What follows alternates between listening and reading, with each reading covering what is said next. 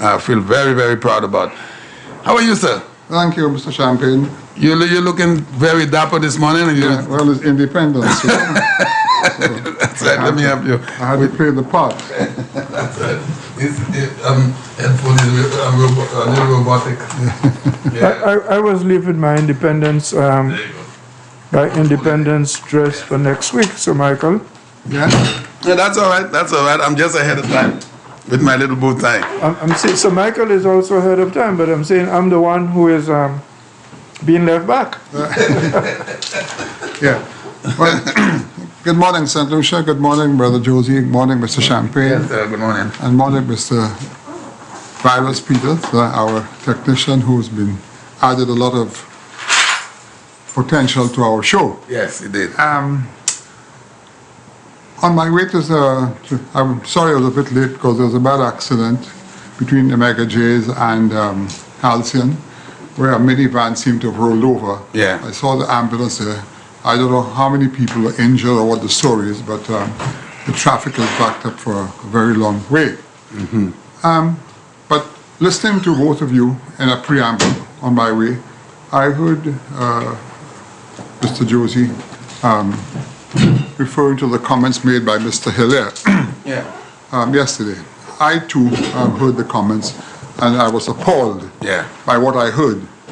But I think what Mr. Josie summed up the situation quite correctly. Mm-hmm. Hilaire is an educated gentleman, and for him to make such pronouncements like we don't eat roads, that's what you call backward thinking. Yes. You know, sometimes they say you can move a man out of an area, but the area never moves out of the guy. The area never comes out, that's right. So it is very sad to see an individual like that, who we should really be respecting based on his education, to go on that route.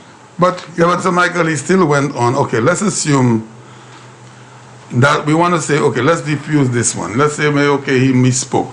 But before that, prior to that, he was over there in Dominica, putting St. Lucia's name in a place where it should never have been. I remember the incident. Saying that what is going on in Dominica, I think there was a little violence going on up there before the elections. St. Lucia. Yes. What first got arranged in St. Lucia. Yeah. And this is the man, and this is the little difficulty I'm having with my brother Peter, who I really, really admire because I'm learning from him. To say the man is educated and he has rubbed shoulders with various people, he should know in some way that those statements are not to be made. But education does not give you integrity. Common sense is not that common. Mm-hmm. And you used the word when I was coming, integrity. Yes, Brother Peter was coming up. That encompasses a lot. Mm-hmm. But we don't want to waste a lot of time. No, we don't. But unlike these guys, when they make a statement and I counteract a statement, I counteract it with facts. Right. I'll give you an example this morning, Champagne. We all know that among the islands, St. Kitts has done the best. I think they have 1 death and 38 people. Yeah. First of all, St. Lucia has, before I finish, I have some very good news to you about some vaccines, so just remind me to talk about it, okay? St. Lucia has 3 times the population of St. Kitts. Mm-hmm. St. Kitts has 60,000 people. And by coincidence, I have some friends in St. Lucia. In St. Kitts? In St. Lucia? In St. Lucia, one of whom has a sister in St. Kitts. And only this Sunday, in having a casual conversation, I learned a lot, okay? Plus the fact, my preamble today is going to be focusing on the interest some people have in their country. Mm-hmm. I am blessed in that sense that I do take an interest in St. Lucia, okay? But I also try to compare and learn from people who have done better. Why has St. Kitts done better? Here's the reason, very simple. It's 1/3 of the population. Mm-hmm. Secondly, over 30 years ago, Champagne, St. Kitts started the CIP program. Wow, that far back? Over 30 years ago. Wow. When there was no competition. Mm-hmm. St. Kitts has sold literally thousands and thousands of passports. St. Kitts has a fairly good level, economic level, based on that, because that's where the earnings come. Now, when you sell a passport, you're not earning, you don't have to spend money to make a profit. This is a whole revenue, a batch of revenue coming in, okay? When Douglas was thrown out of power, in all fairness, he had his issues, but he started it and did a damn good job, okay? And Harris continued it, okay? St. Kitts is in a rather enviable position. It's a small country, a small population with a good income. Do you know, for the last 2 years, St. Kitts is the only island in the Caribbean that can pay civil servants 1 month's salary for not working, and a bonus, okay? So, that's good. Yeah, and here's what has happened. I learned only 2 days ago that when the virus came, there's a very big Marriott hotel there, 200 and something rooms. The Kittitian government made a decision that anybody coming into St. Kitts has to go there for 14 days. And they have to pay. They have to pay to the good side and to the bad side.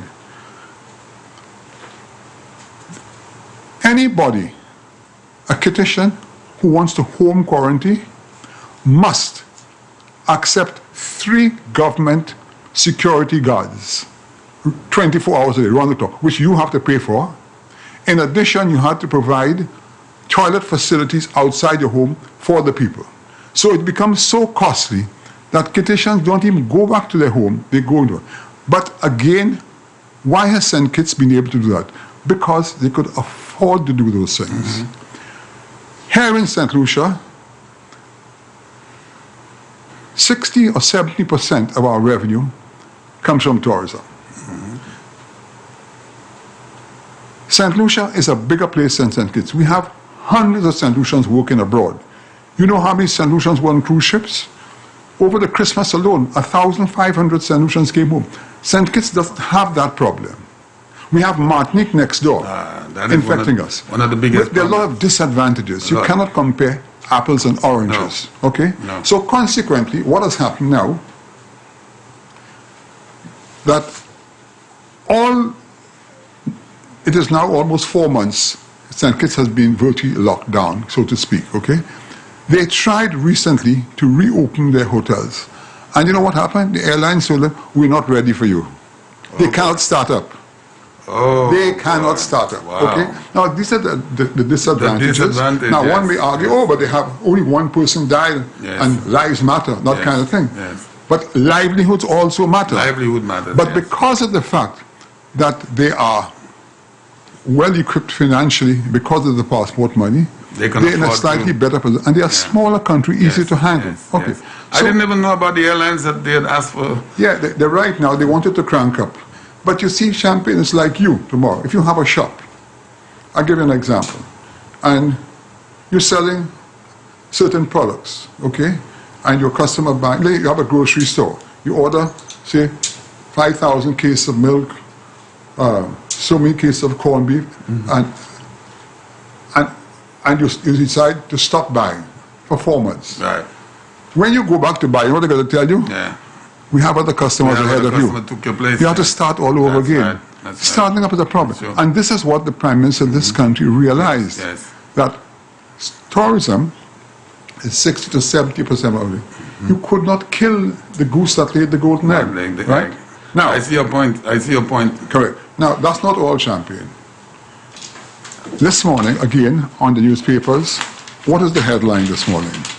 The Voice again. Yeah. CSA opposes curfew and lengthening of SOE.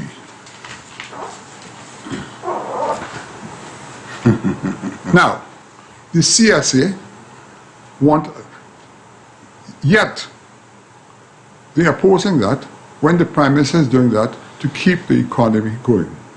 Okay? Front page again. Front page. Front page. Yeah. Now, CSA opposes curfew. Yeah, that's what you see. You see, so you see where we go around? It is as if like the CSA now is the government. Correct. Now, let me tell you something I learned. 80 cents on every dollar goes to pay civil servants. 80 cents on every dollar earned goes to pay the civil servants. That's in St. Lucia? Yeah, in St. Lucia. 80 cents? 80 cents. So that's 80%. And out of that 80 cents, 40 cents is earned from the tourism industry. Close it down, Where is the Prime Minister to get money to pay? My goodness. We will stay on that for a little bit. I know before you go to your preamble, you wanted to add anything, Brother Peter, before just very short, briefly, before Sir Michael goes to his but preamble? you and Sir Michael know, and a lot of your callers know, because I listen to the talk show sometimes. We all know the reason they want to close the country down is because they want everybody to be on the breadline, then start complaining about the government, get wild and disorderly, break the law, invade the Prime Minister's office, the House of Parliament, chaos, and okay, let's throw the Prime Minister out. That is all Champagne they're trying to do. We were not born yesterday, That's Champagne. Right, Yes, without cutting you short, I just wanted to make one point. Sorry about that. Yeah, that's before. okay. I get calls at my home regularly. I tell them I'm not Prime Minister of this country. I'm an individual that takes an interest in I discuss nothing with the Prime Minister or ministers. What I learn is from outside. That's right. When I bring my information, I may not always be 100% correct, but there's some correctness about it. You said it last week. You're very curious. You've always been that way. And I wrote, that's at my preamble today, explaining my curiosity, why I have it. Yes, yes. Now, you know what I just heard before coming here? Yeah. Somebody called me last night and said, St. Lucia is only getting 75,000 vaccines, and we have 150,000 people, and you have to be vaccinated twice, so that's only half, okay? I, again, was of the opinion, I heard it myself on the British news, that the AstraZeneca takes only one shot. Dosage, that's what I thought, okay? I'm subject to correction. That's what it is. I've heard it myself. However, I learned this morning from fairly reliable source that government have also got another 100,000 vaccines which came in from India. But remember I told you some time ago that India was willing to put in the vaccine. They have two vaccines in India. One that they made on their own, and they also manufacturing the AstraZeneca on license in India. And they have major pharmacies, so they can do it much more than the United Kingdom. Yes. So that is going to be sent to St. Lucia, I think, in the next 10 to 12 days. Yesterday, Barbados got its vaccine for the whole of Barbados. Wow. And I understand that the Barbados government sent down today 1,000 vaccines to the St. Lucia government for some frontline people. I don't know who they are. That is good news. Yeah. That is good news. So, Mr. Michael, before you start, let me just repeat something I said earlier. You were not there, and I want to say it again. If the Labour Party began this whole conversation about the virus by telling their people that there was no such thing, that the Prime Minister was not in Barbados, they said a set of lies. The only guy who had a semblance of truth in him was the representative for Denbury North. And when they put pressure on him, he backtracked. He didn't have the courage to stand up. He crumbled. Today, they realized their mistake, especially after they spread the pandemic and it picked after the match. All of a sudden, the Labour Party is pretending, these hypocrites, to be on board. as if, not to be on board, as if they're more interested in St. Lucians getting the vaccine than the Prime Minister or the government. You understand? Who is the Labour Party trying to fool? Certainly not the mature people, not even some young school children they can fool with that. So Michael, we'll get back to that because we want to stay on the House sitting yesterday. We had something. So go ahead, sir, with your preamble. Okay. Yes.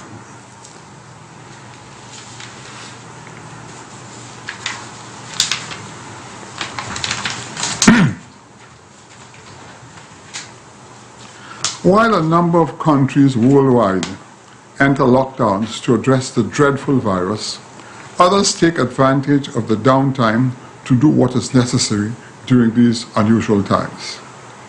Despite St. Lucia's size and limited resources, the current administration has been able to emulate what is required of a progressive nation. We make these comments today based on the tremendous progress our nation has ever witnessed within the past 20 months. A great percentage of St. Lucians tend to remain within their various surroundings, most of the time by not taking the time to witness the progress and advancement of the 17 constituencies, which is a bit unfortunate. But this is the prerogative of everyone to do so. On the other hand, a small percentage of persons do quite opposite.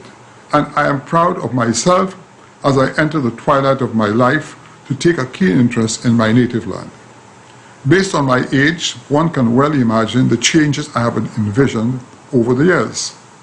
If St. Lucians were reminded that during my early years, one could not get to Soufriere and Canneries, that one could only get to Soufriere and Canneries by sea, they would probably not understand and believe. The easiest way of getting across to VG Cove from Castries during my youth was taking a rowboat from Prince Alfred's Basin as a result of the 12 rowboats operating a ferry service, sort of, from a small shed parallel to the water's edge. For years, VG Airport, presently known as George Charles Airport, was our main airstrip, to the extent that Sir John Compton extended the runway to accommodate medium-sized jets. Today, Hewnora represents a lucrative asset to Slassford, and by extension, the nation. 2 years hence, Hewnora will represent a masterpiece commercial investment which will catapult St. Lucia to a new level. Expectations at completion will bring our taxis and coaches to an unprecedented level, automatically upgrading the standard of our current transportation system as government embarks to finally create a major highway from Denby to Rodney Bay come December 2021. Thanks to international investors who are willing to meaningfully participate in this valuable exercise. Thanks for the initiative taken by the current government and WASCO in using the extraordinary talent of Vinci International in undertaking the enhancement of a crying need of potable water in the South, while so many progressive investments are going on. Let us not lose sight at the status of the St. Jude's Hospital coming on stream this year. The 350-room Canals investment, all set to go once the necessary protocols take effect. Neither must we lose sight of the Hospitality University, where a 250-room all-inclusive hotel to support the project just awaits the protocols. And incidentally, only yesterday, I got a private letter from one of the directors of DSH saying we are all ready to move and reinstate the racetrack, but we are waiting on the necessary protocols before we, which is understandable. Yes. I said before, you have a place like Sandals who've been operating here for 30 years, employing 1,800 people, going through difficulties where they had to close for months. Yet, everybody is now, especially the opposition, trying to damage the DSH project. Oh, it's a morgue. Most businesses right here are morgues today, at the moment. as a result of what you're going. Yeah. Okay. Utilities like water, electricity, and improvement to roads in the South are essential to raise the bar in support of all these international projects. The south of the island encompasses some 24,000 acres of flat and undulating land, which lends itself to all sorts of development. And this administrator is determined to provide the facilities to take advantage of these opportunities. The Heineken Brewery in the south remains a perfect replica of the kind of investors and investment we must inspire to emulate. Adjacent to the brewery is the Spartan University, with some 30 years of dedicated professional service, responsible for producing over 1,000 professionals since the university laid roots in the South. How many of us are aware of that?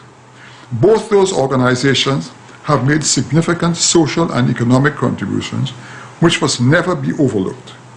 Coconut Bay, another such institution, has contributed significantly since its inception some 14 years ago, with its peak employment of over 500 employees. Added to all these exemplary organizations, the call center industry has also blossomed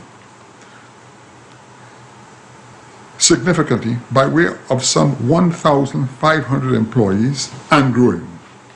The South has finally found itself in an enviable position for investment, and as the HIA terminal gets on stream, there will be no stopping of growth.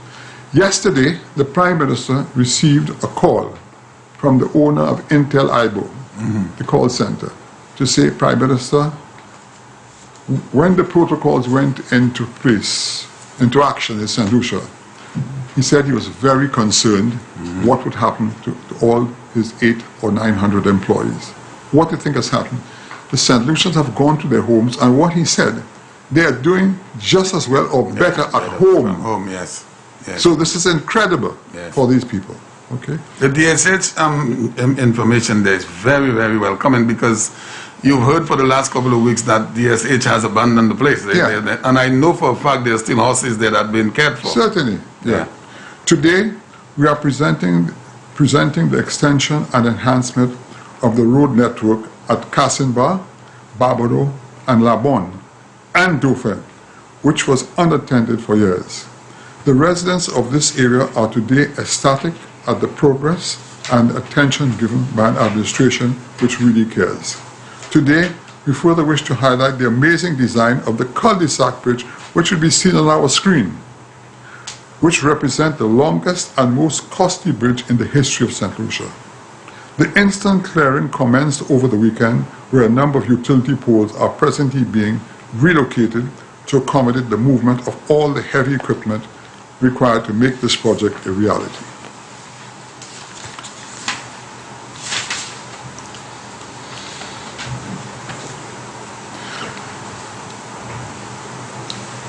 Attached today, and we can see it on the screen, is an artist's impression of the new 20-bedroom hospital for Soufriere, due to start shortly.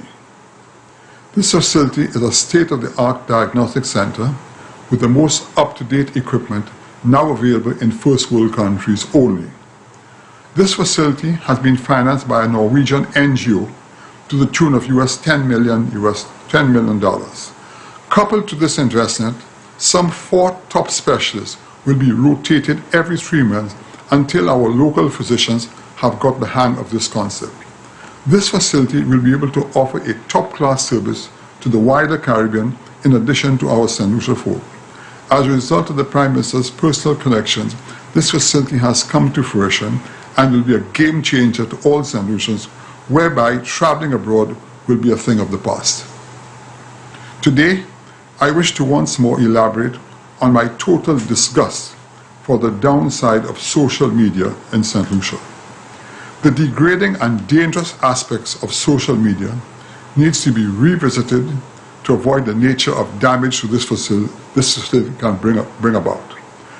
Most recently, the President of the United States, Donald J. Trump, as a result of misinformation, lies, and derogatory comments, we all witnessed the mess he's in today.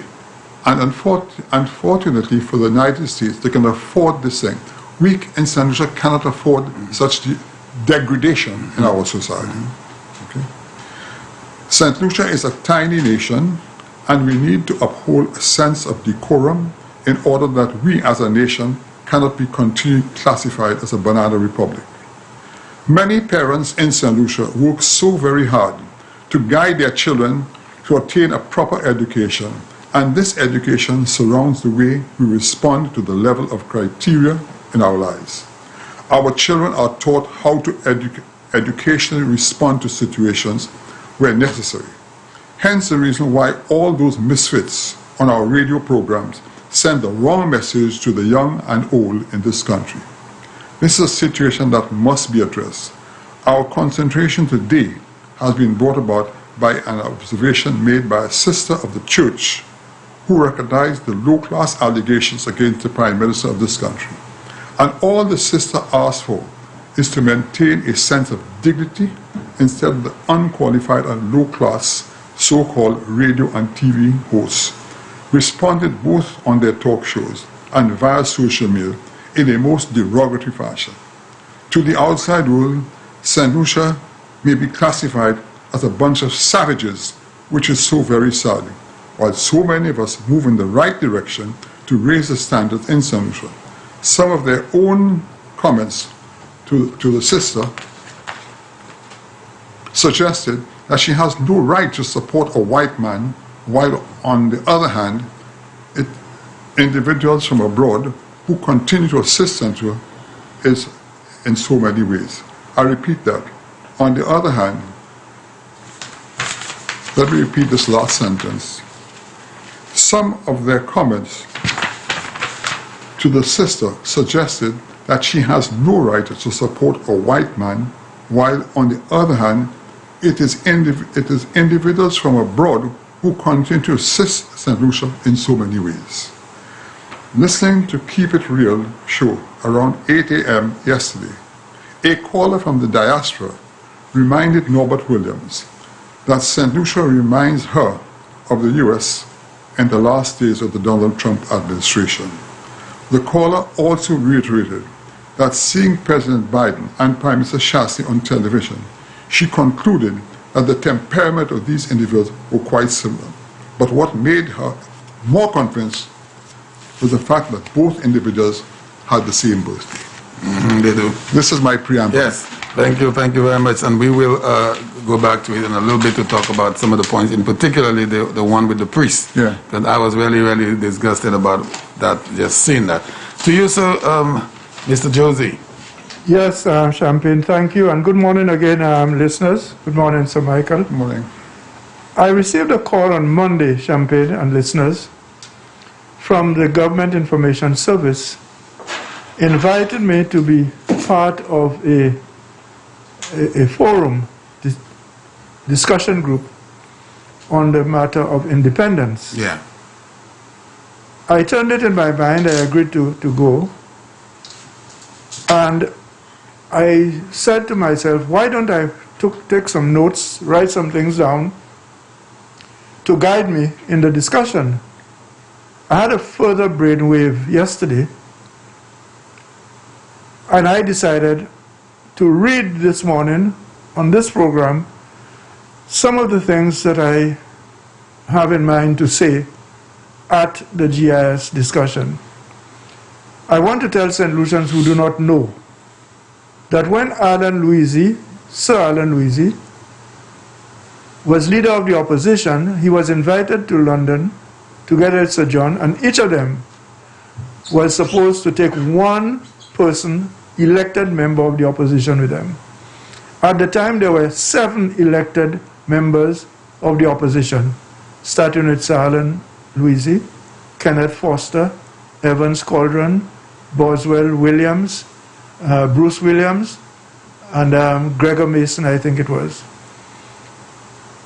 But Sir Alan Louisy chose me to go with him on that very first conference. In fact, I ended up going on all 3.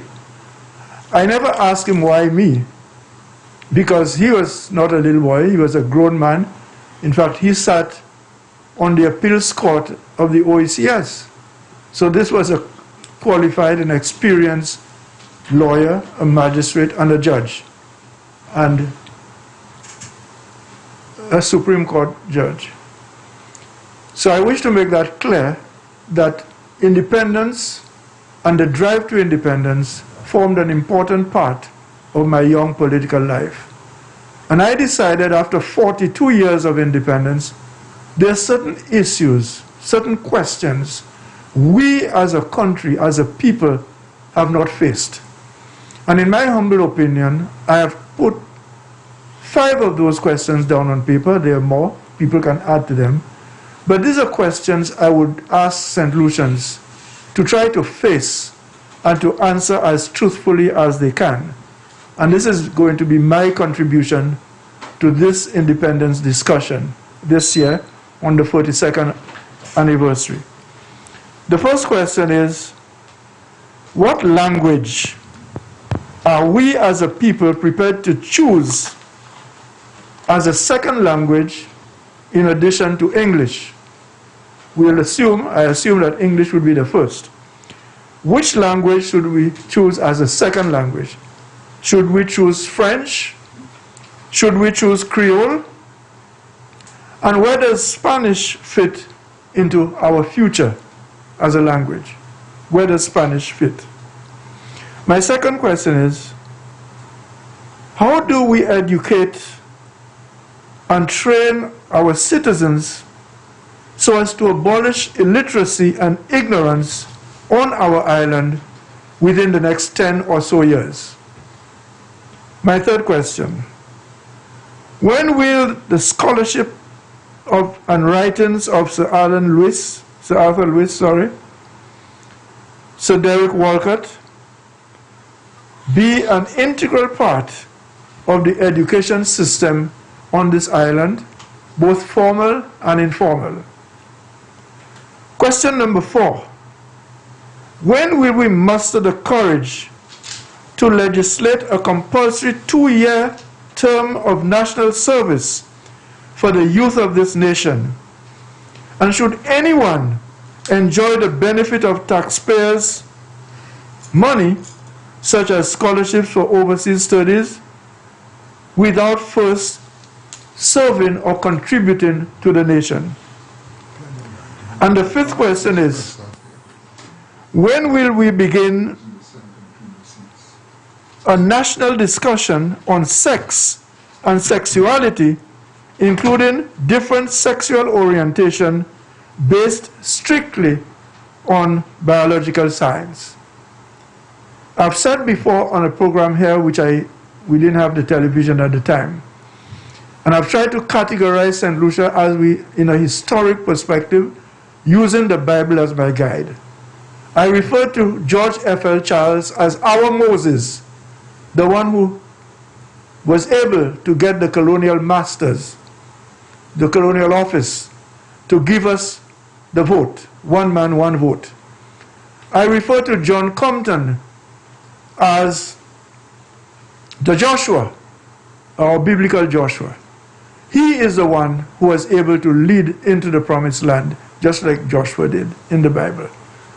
There came a time when we appointed Joachim, and I'm not going to call his real name, but he disobeyed God. He turned from God. And so the country of Israel and Jerusalem were attacked and destroyed, and were taken to Babylon by King Nebuchadnezzar, until God saw it fit to send King Cyrus to free his people, and appointed leaders to rebuild the temple and to rebuild the country. And one such leader was Zerubbabel.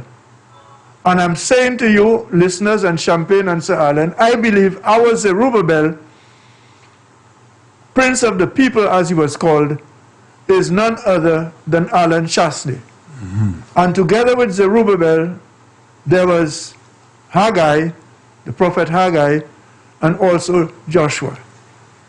This historical comparison is how I have seen St. Lucian move over the years.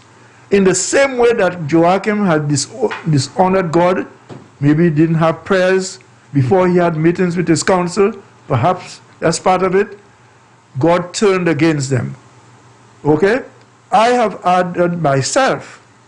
God has spared me, and my job, my historical job, would be that of Paul, who first was against God's people, but saw the light and became Paul after he was first Saul.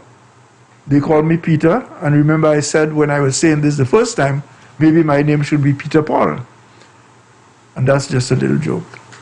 But I'm telling you that there are a lot of things we have to think of as a people, because after 42 years, if it was a normal individual human being, that person would be in an age of maturity and would be able to fend for themselves, to clothe themselves, to feed themselves, and maybe their children too. And we have to look at the nation and ask ourselves, who are the people keeping us back and getting in the way of God's people up to this point? We have to ask ourselves some serious questions. I know we have the pandemic, we have COVID-19. This is serious. But COVID-19, as the Prime Minister has said continuously, and I believe Sir Michael has said that, and other people have said that, including the CMO, the pandemic is not going to be with us forever and ever and ever. That is why we have to be planning the economic part and side of things. That is why we cannot stop building roads, new roads. We cannot stop building hospitals. We cannot stop developing the Hiwanora International Airport. We cannot stop developing water. Water is life. And if Beaufort is going to prosper, it needs to have a safe supply of drinking water at all times. You cannot put these things on hold because there's a pandemic. Nobody does that. At least no sensible leader does that. Mm-hmm. So I wanted to make those points clear. Yeah. And one of the reasons I'm happy I arrived a little early is because I wanted to get this nonsense about the things that Hilaire and some of his people are saying. You know, these things about not eating roads. This is unbecoming for us to be discussing this matter when Sir Alan and I, Sir Michael, I'm saying Sir Alan, Sir Michael and I are here to discuss serious issues. We should not be repeating this kind of rubbish.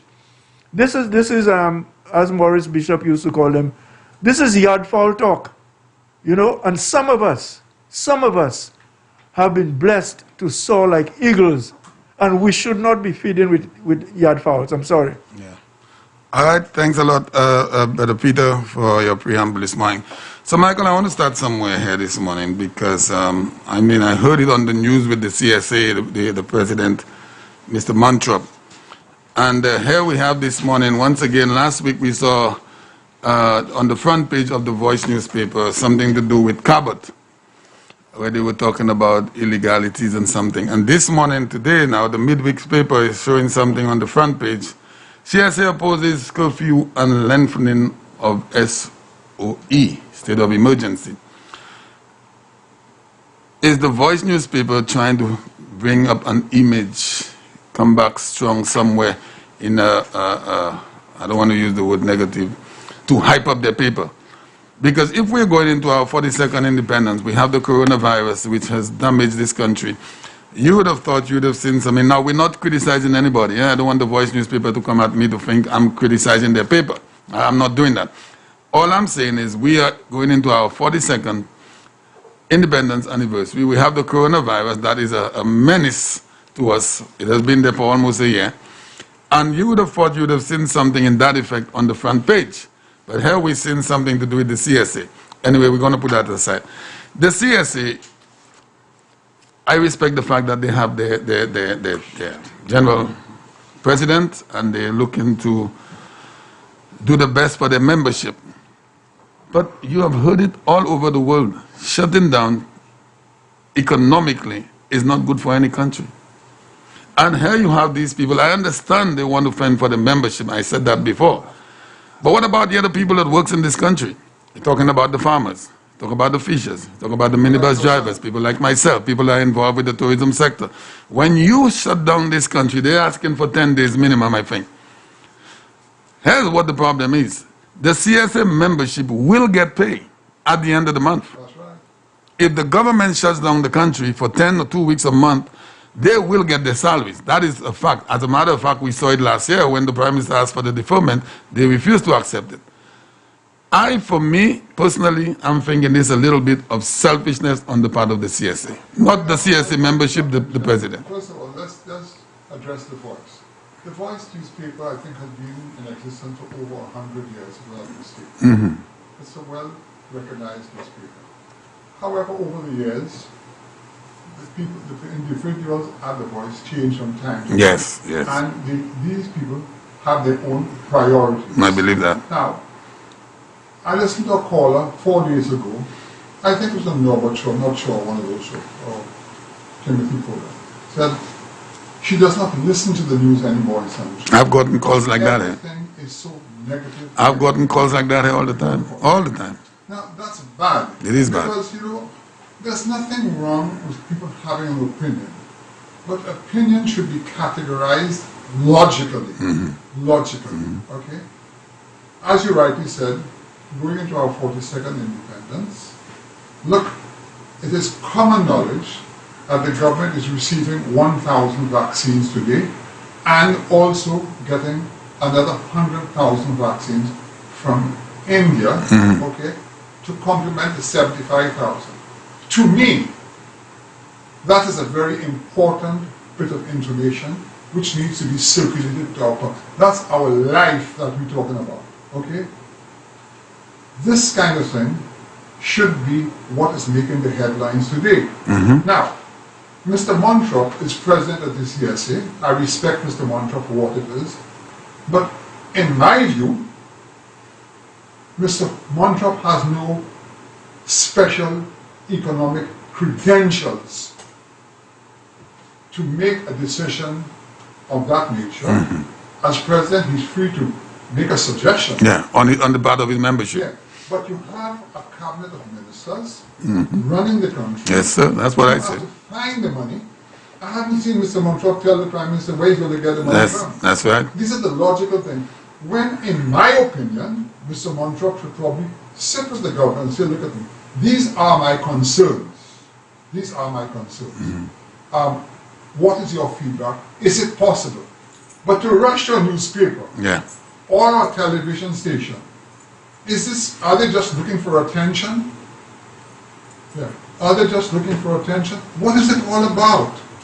And this is what is happening in St. Lucia, why people now are running away from the news. Now, coming to St. Lucia, coming down to the station earlier on, I heard yourself and Mr. Josie discussing a situation similar to that. How top-class information should be disseminated. And you know, and it is sad. It is sad because, you know, if you continue painting a bleak picture of a country, it will remain bleak. We have to be optimistic. Before I go to Mr. Brother Peter, so Michael, in your time, have you ever heard, and I know you've been involved with the politics, when I say politics, not literally, but you're always curious, you know what's happening. Have you ever heard the CSA attacking the Labour Party when they're in office? Definitely not. Have you ever heard them bring out a concern? Remember, campaign, when the Labour Party were going to reduce by 5% the wages. Yes, 0 point, yes. Okay? Yes. Recently, again, it was brought to the attention of the nation when the customs controller was taking the necessary action against Mr. Hilaire, okay? And he was degraded by certain individuals. The controller, you know, we're talking about the highest level of the customs staff. Never came forward. Never. What does it tell you? Never. We cannot live in a community of bias because it's wrong. It's wrong. You have a government running a country for 5 years. I think that a government can be criticized. It is the duty of an opposition to criticize. But constructive criticism is very good. But that kind of criticism and one-sidedness is unacceptable. And it has been happening for years. For years. It happened under John Compton also. Yeah. So it's a party situation. It's a party thing. And especially now with the pandemic right before us, we need to join hands to fight this thing together.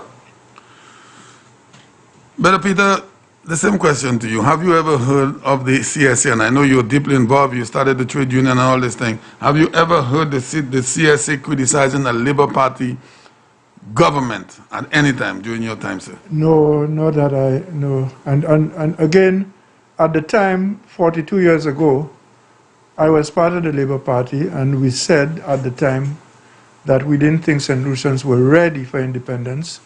And all of this crosstalk, and even the voice, the people that are there now, I guess their parents, mother, father, are the people who pass down the negativity to them. Because we explained, and we are always ready and able to explain ourselves. I have, and I pride myself in this, I try to have a scientific approach in everything.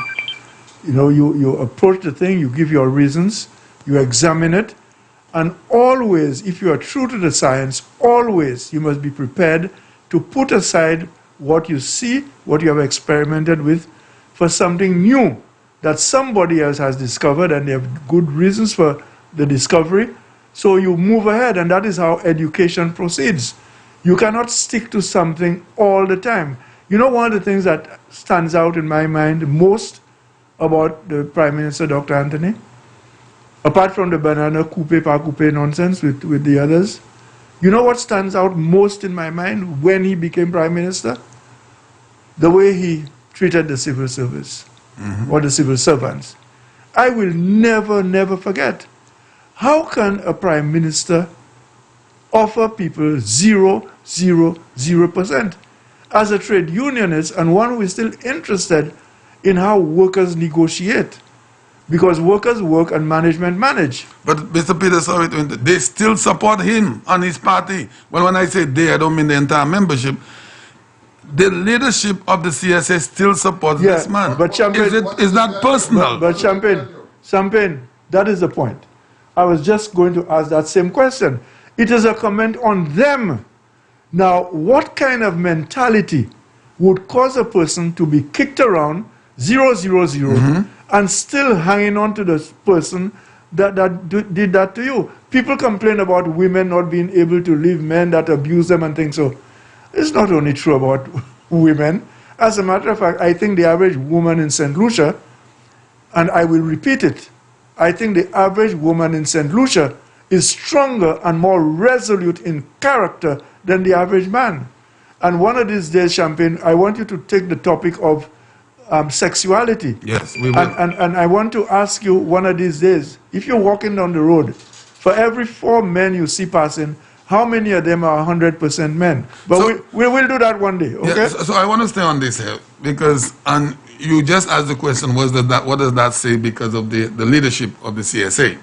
But there's a membership. The membership, there's an election. So they are not blind people. They're not blind. The membership is not blind.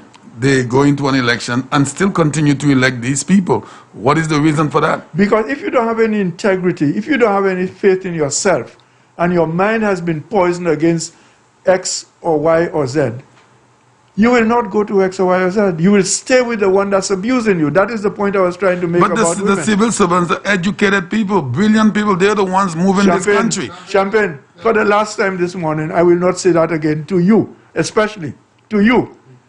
Education has nothing to do with integrity. Well, that is true. It makes it worse if you are educated and you're a person who is without integrity. If your character is flawed, all you will do is use your education for mischief and for wrongdoing and for breaking the law. Okay, there's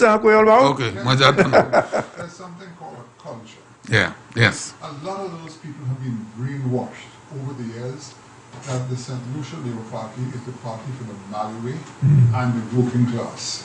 Wow. They need to get up and smell the coffee. And their leaders turn around and the leaders offer them 0%? Because of the length of time they've been in power, okay, they've become masters of those people and masters of a system. Now let me say something to you. I'm going to ask you a question now, Jackie. You in the media business. How many television stations, you don't have to call me, are pro the St. Lucia Labour Party today? I would say, you want a percentage or you want a majority? A majority. I don't want to mention anybody. No. Well, if there are 21, there's 19. Sorry? If we have 21, there may be 19 pro SLP. Now, what these people have systematically done, Peter Josie had a problem recently, well, not a problem. They took him to task over a comment he made over some guy with a kid, yes. I didn't see anything wrong with what Peter said, not because Peter is here. He made an observation. And you and I spoke about that on the phone, and we didn't see anything wrong with it. What has happened? In the last couple of weeks, I have seen at least 6 shows where the NYC, National News Council, where the National News Council, go ahead. We take just a break, just one moment to make an aside adjustment. Okay? Yeah, the NYC already being groomed as supporters of a particular party. Everything that is said which highlights the St. Lucia Labour Party, you bring on board a student to supplement it. I've seen it over and over. I watch shows. They are all one-sided. So what they're doing now is expanding their base for a level of support, right? Which is very sad because, again, eventually, if not well taken care of, all those individuals within that organization will believe that only one party supports them. Do they believe that their leaders are fighting on their behalf? That is why they continue to elect them as Champion, it's a form of culture, okay?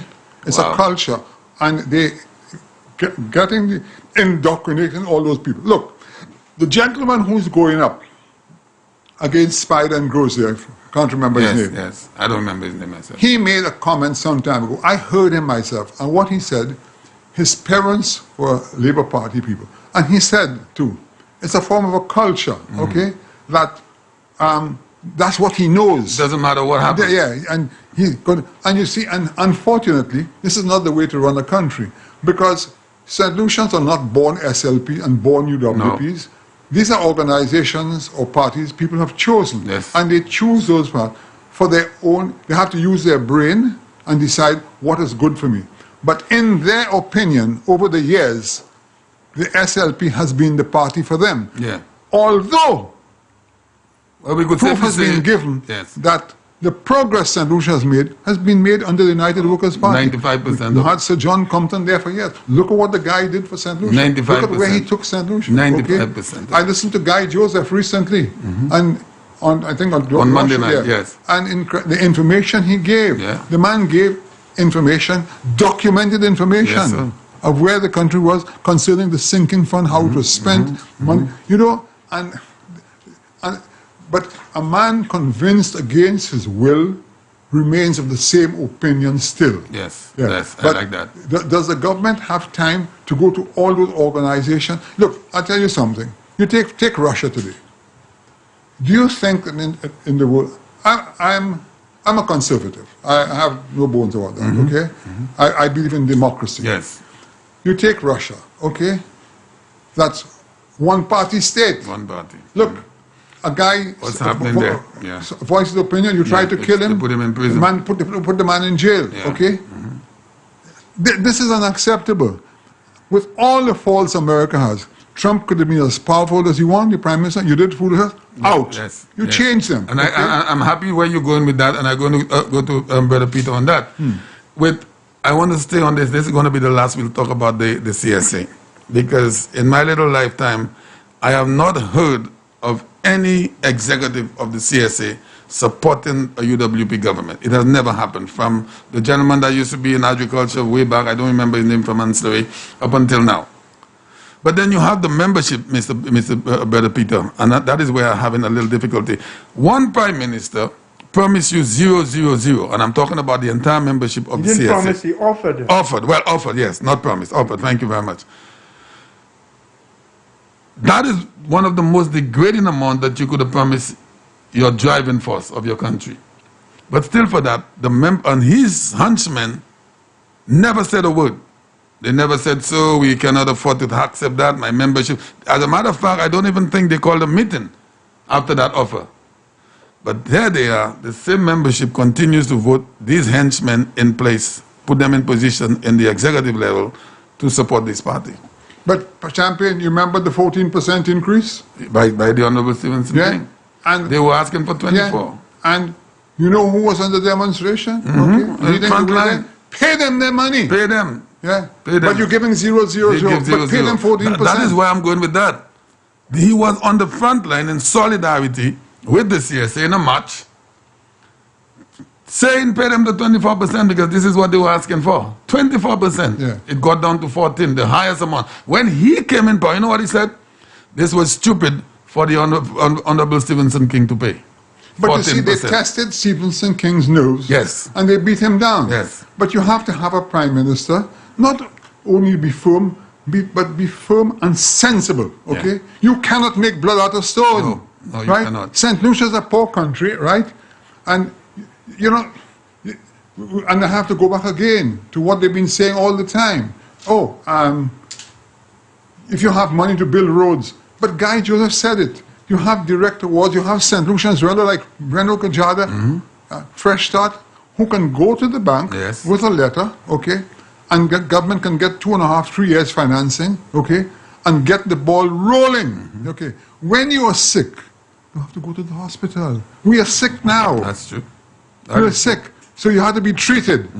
You have to be treated, and these are the analogies that we need to accept and look at. Yeah, but Peter, from 14%, when he came in, he offered 0.00. One thing I can tell you, my grandparents, and I knew a lot of senior people when I was growing up as a little boy in Beaufort, that would not have happened to them.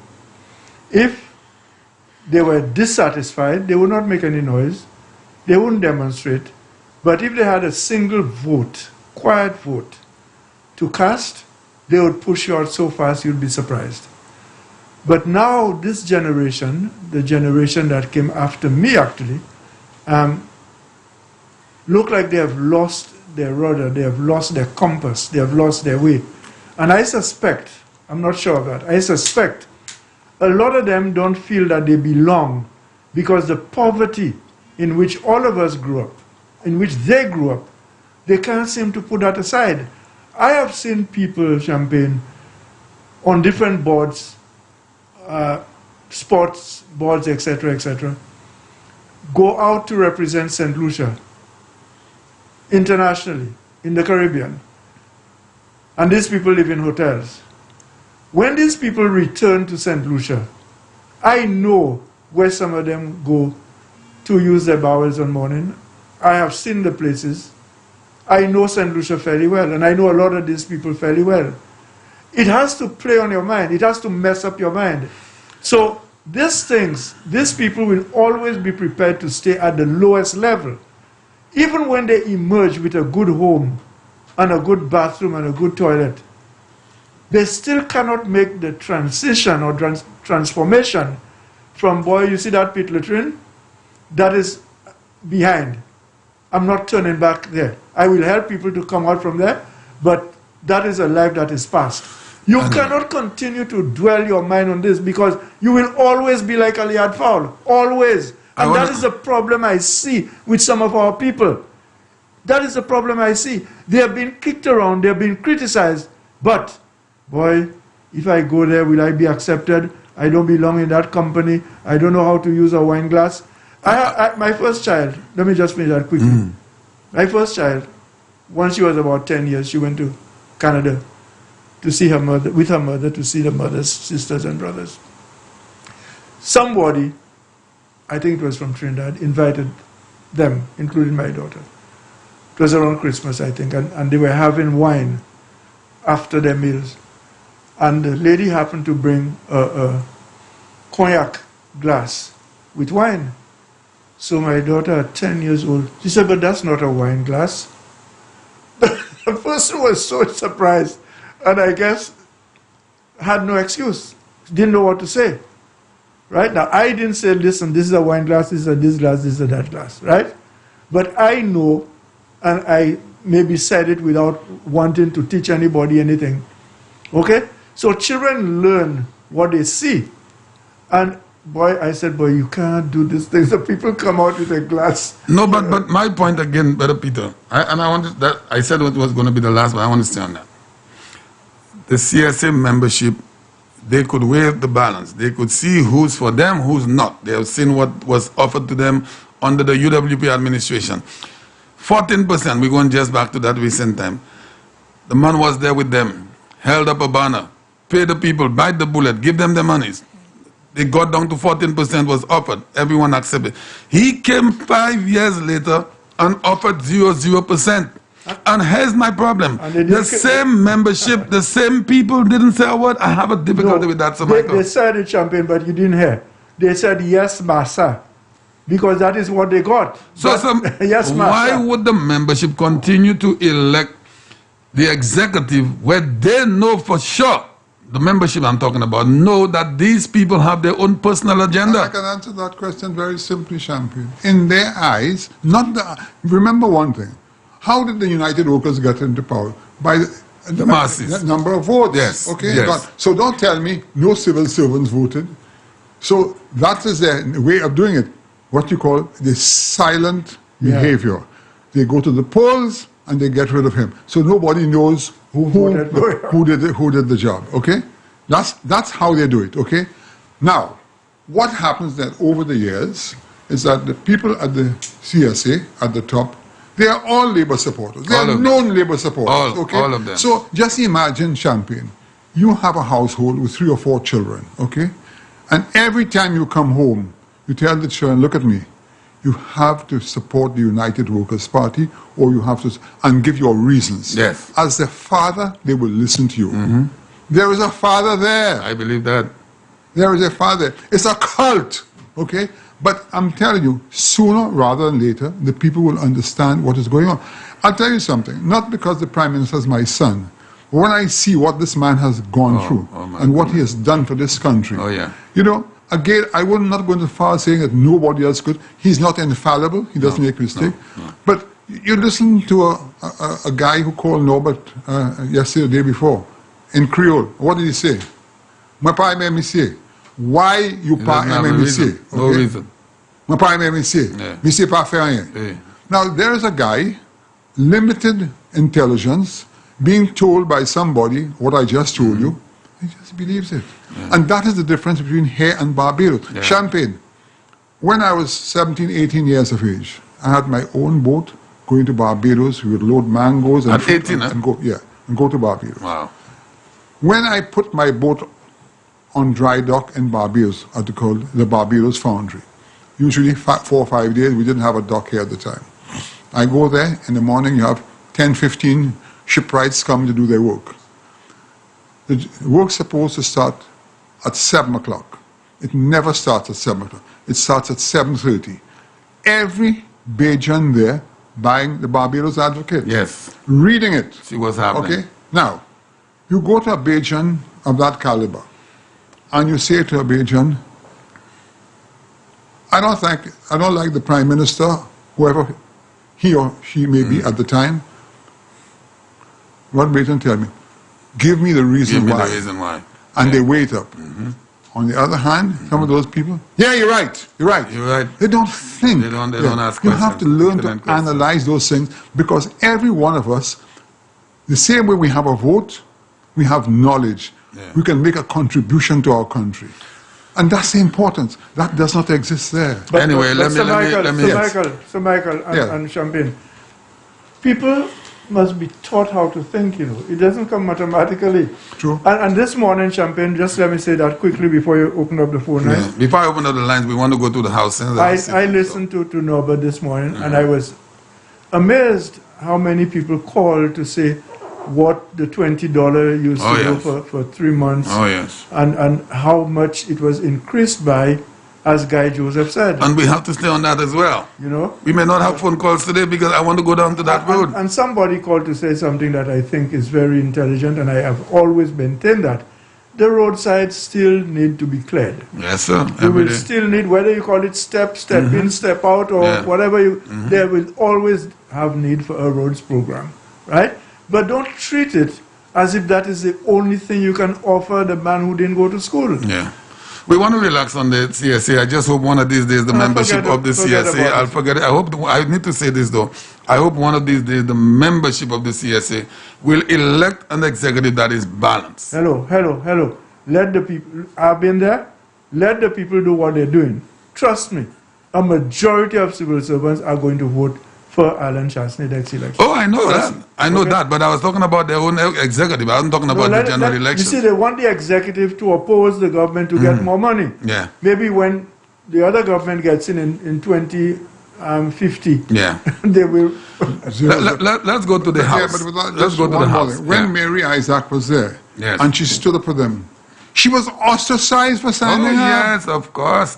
She was ostracized. Because who was pushing the agenda of that election? Anyway, as Peter says, we need to move on. Let's move on. Okay. Let's go to the house. And I brought it here. We carried the house sitting yesterday on this radio station. And then I went home to see the closing part of it. And I could not believe what I was hearing from the opposition members. All of a sudden, the opposition members, the way they sound like they have always been on board from inception, from day one. Amazing. Can you believe it? Yeah. Bluff. I was sitting and I'm saying, but wait a minute, are these not the same guys that had a huge march in the midst of the coronavirus? So hot.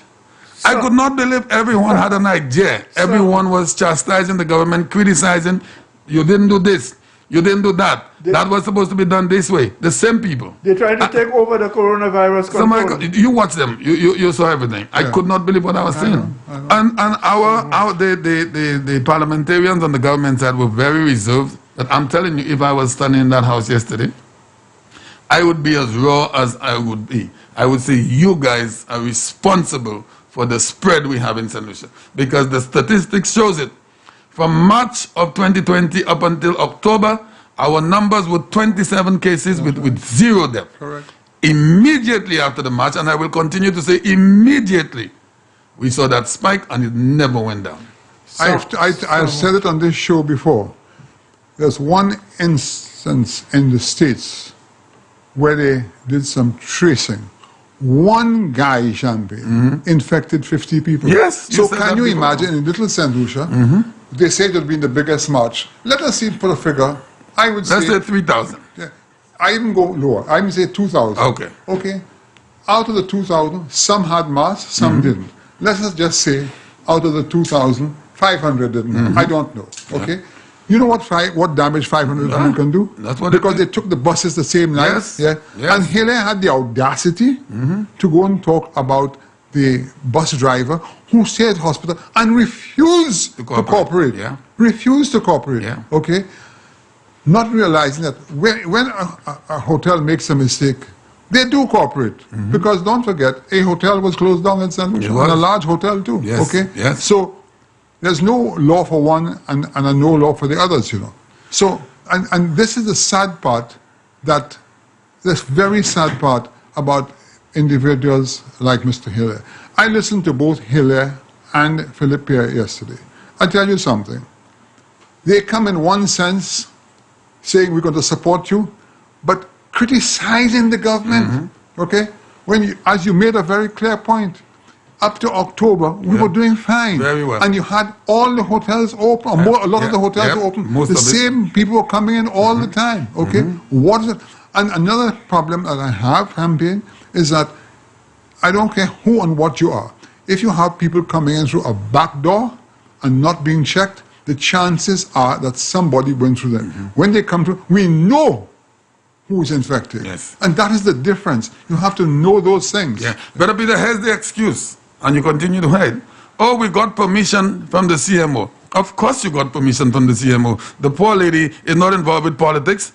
Could you imagine if she had said no to them, the amount of things they would have said to this lady? They walked out of the house and they advised their two Labour Party senators not to show up. Which again, you see the cult again? Okay. Never have I heard a UWP, a senator, because the senator is not chosen by the government, he's chosen independently, go and do that kind of foolishness. Okay. You know? And you have certain individuals in these senators going out and bragging and pretending as though they are they were sick and all that. Independent and this is what I think and all that kind of stuff. Everybody have an advice. But Brother Peter, with the bill not being passed, it was not passed in the upper, it was not passed in the lower, well, it passed with the... Knowing that... You mean if the bill had been well, it eventually did pass because they got 200 senators in there. But knowing that, these guys went to the CMO and they know that this lady don't want to get herself involved in any politics. So she had to give them permission. But not she had to give them the permission. So you heard them saying that we got permission. So everything was okay. This is what they're trying to say. Champagne, there is nothing more dangerous than a person who has no shame. When I was growing up again, you see, I go back to all the time I go back to my youth.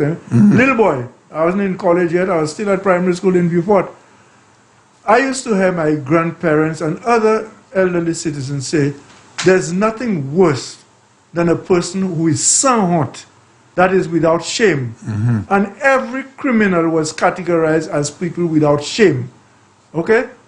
Now, you can interpret it however you want, but the kind of mind that would put people off in the middle of a pandemic like the coronavirus, we have not seen this plague in the last 100 years. This is something we will never see again in our lifetime, God willing. Probably not. Okay? This tells you how dangerous this thing is. You guys are supposed to be intelligent people. The first thing you did, you started putting pressure on the CMO. You know why? Because people were not dying. Now they're so glued to American television, they wake up with the American television, the American station. They go to bed last thing in the night, American television. So they know how many people are being killed by that virus. When they didn't see anybody in St. Lucia being killed, the conclusion they came to, because they're so smart, oh, we don't have that virus. In other words, if we had it here, people would die. But we didn't have it to the extent, and maybe the people who had been in contact with the virus did not have the kind of predisposing condition that the Americans had. Anyway. As soon as people started to die, all of a sudden, you come in and play as if you're smarter than everybody else. They're you concerned. Want to jump in. They're concerned. I'll tell you something, man. I'm happy I'm not the age I used to be when I was active in politics, Because I would recommend Lolo Bear for this fellas. You've said that before. I'm telling you. St. Lucia, we have some footage to show you this morning. So the program, we'll be taking the calls from at about 11:30 because, Michael, we have some footage that we would like to show to the public, some of the developments, the projects. So we're going to show that in a little bit. But I want to say just one more thing on the house sitting. We will discuss the house sitting maybe next week because we don't have all the time today. That these guys are coming around, that they're so concerned about the people. You heard them all of yesterday. 23 people have died. Hypocrisy. 22 people have died. Hypocrisy. So there's so much on board now, all of a sudden. Yeah. What about October 4th? When you had your march in the midst of the virus? They have to go and make amends to the CMO because that poor lady got pressure. And pressure from people who probably never went to school. They were repeating what they heard their bosses say. This was the saddest part of all of this, So Michael, we're going to do it in phases. Which one would you like first? Well, you want to do the hospital first? Let's do the hospital first. Okay, so St. Lucia, we're going to be showing you some footage on some of the projects going around our beautiful country.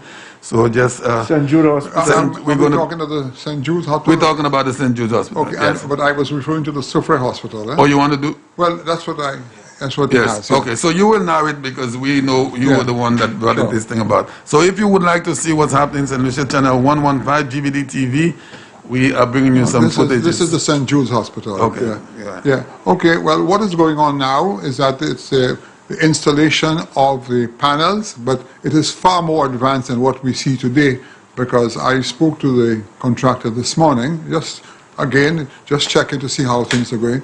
And what we're looking at now, that whole side is finished, and the other side, up and down? And the other side is started, and they hope to finish it by tonight.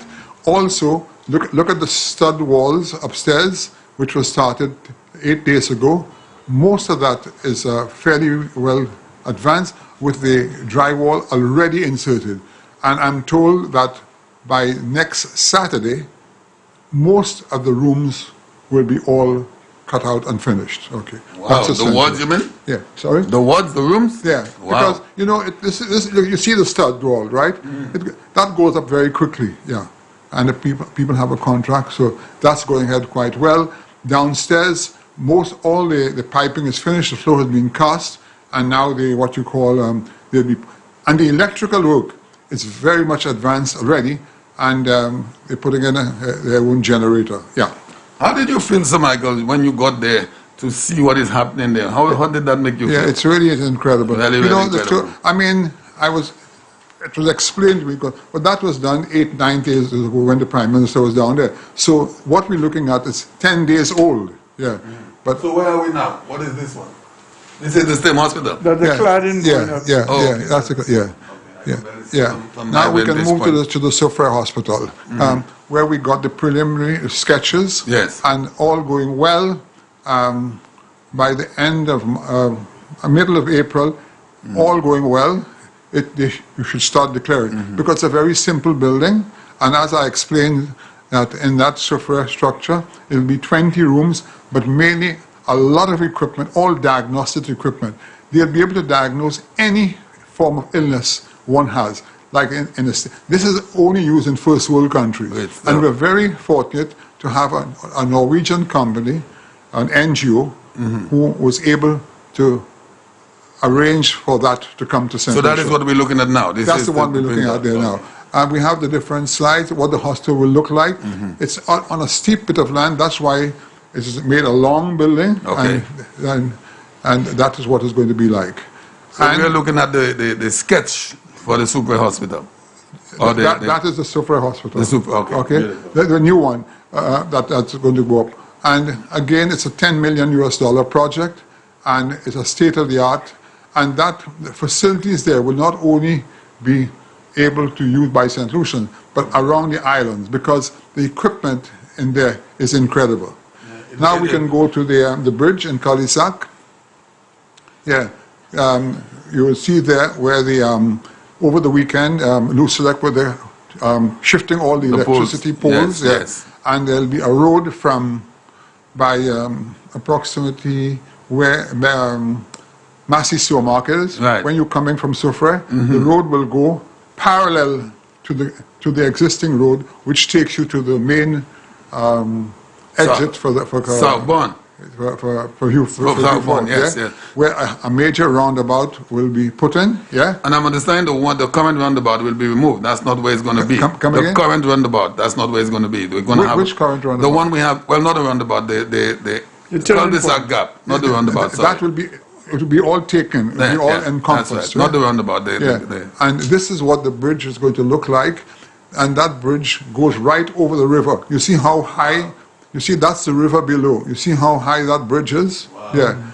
So that to make sure there'll be no flood, and the water will not be congested anymore. Yeah. And this is what Cul-de-sac Valley will be like. Wow, and that's a huge This is bridge. going to be the longest and most expensive bridge ever built in St. Lucia. Wow. Yeah. It is supported by the Japanese government and the St. Lucia government. Yeah. That is nice. Yeah.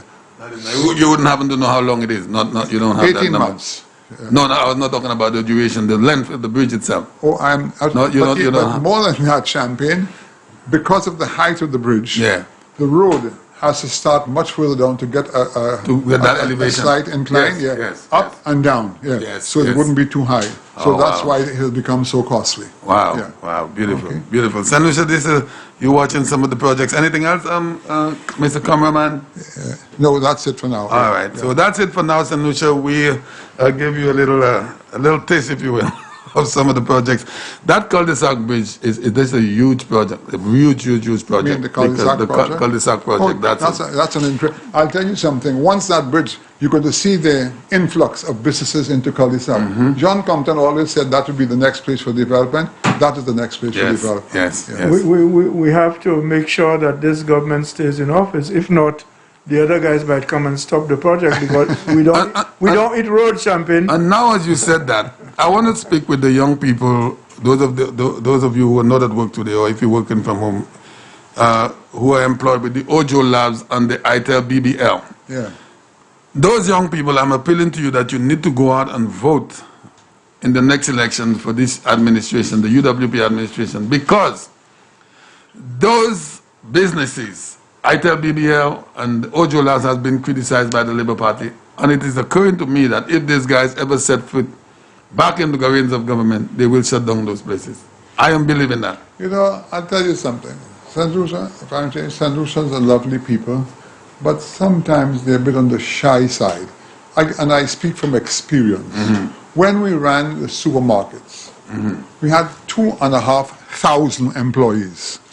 2,500. Can you imagine that? That's a lot of people, okay?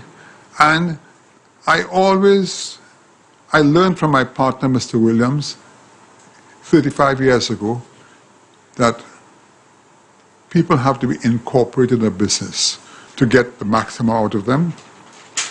Let them share in some of the spoils. And Andre Chastanet, who was the CEO of the company, I told him my wish, and we put it in. Today, there's a minimum of 250 St. Lucians who own shares in Massey's. They own 10% of Massey's today, okay? That's beautiful. And I'm saddened because you know the blows that they gave me when I was involved, that we were price gouging. Yes, yes. It went on and on and never on. stopped. Okay? And on more than one occasion, I said to a couple of the individuals who had shares, who I knew could speak. I had a show called Open Mic. Open Mic, I said, come on my show or another show and say what we've done. Well, we want to do it, but we have to be careful. But they're getting the money and all. But unless they send the message out and you hear it from the horse's mouth, it's not a good thing to say. There are a lot of shy people in St. Lucia. So, they still, some of them reluctant all I to can call say, Champagne, into the hopefully programs. as the years go by, with shows like yours, myself, Mr. Josie, and others who contribute meaningfully, and people will listen, not to some of those people sending the wrong message out to them, what is going on. You know, when I listen to your show on Norbert, and I listen to the quality of people who call in, I can tell the difference, you know. Definitely. They ask intelligent questions. Absolutely. Okay? And they will get an intelligent answer. Yes. And if we don't know, we don't it's speculate. Correct, you know. We don't but speculate. hopefully, and that is why your station has done so well. Yes, thank you. I mean, I listen to your station. Yes. The calls come in non-stop. Nope. Yeah. Never stops. Anyway, so we are going to be taking some calls for about a half hour. If you want to ask a question regarding what you just saw on TV, 4560931, or we have our WhatsApp number. It is 4850931. We have all the 0931. 4560931 or 4850931 to ask either one of my guests, the gentleman, a question. A beautiful morning to you. Hello. Hello. Good morning, sir. Champagne, you can hear me? Yes, we can hear you. Go ahead. Boy, thank God. Gentlemen, good morning. Hi, good morning. I've been trying to get that telephone since Monday. Well, you got it. A man who makes a lot of sense always seems to be on for a long time, which is J. Jeremy. Yes, oh, definitely. And he makes a lot of sense. Yes. First, I heard Mr. Chastanet and Josie this morning. A few weeks ago, a few days ago, we had a confirmation from the Labour Party that the CSA is part of the Labour Party. Now, when they say the CSA, I don't think they're talking about all the members, but I think they're talking about the union. It was actually born out of the St. Lucia Labour Party. Now, the time the CSA was most militant was with Calix George, Coco Charles, and Laurie Ogis. Now, Peter, you will remember that. Yeah. That is in the days when they wanted to break John Compton because they figured he was there too long. And they wanted to put the Labour Party in office. Since then, we have a few guys who are trying to mimic these men. But they seem to be putting common sense on one side. And they're trying to do a whole lot of nonsense. When Montrop can see that we need to close down the country, you know, what is a president of a union speaking about? How you can say something like that? You cannot close down the country. Color, does he have that authority? Well, he's the president of the union, but I'm sure the membership did not give him that authority. Okay. He took it on his own because of anything else. A whole lot of these guys, when they support Labour, they get blinded. At one time, I was so, but again, the people I used to support was Peter Josie and George Odlam. That's right. Nobody else. They were speaking as a young man. They were speaking my language. They were speaking about what I wanted to see happen. Proper education. You know, we had that whole thing about if you want a job at the bank, you know who would get it. You know, it had to be coming from a name from above, and it was a whole other thing. And we had to break down that system. We were able to, at that time, they were able to break down the class system, and everybody got together. At the end of the day, who was George's best friend? The same fellas he used to fight with, Kushu and a whole lot of these people. They were his best friends at the end of the day. But really, I didn't call about that. I called about the Prime Minister addressed the nation on Monday. Now, a lot of people said he said nothing.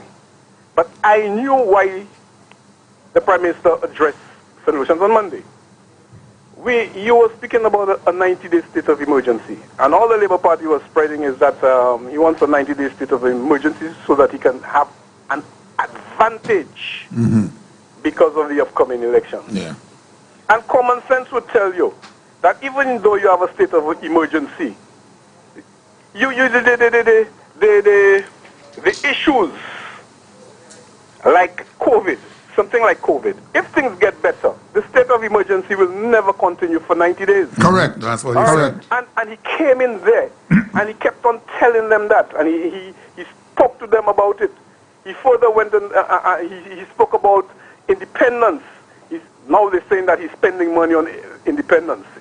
If he don't do anything on independence, you're going to have the same people. Yeah. It is a lot of hypocrisy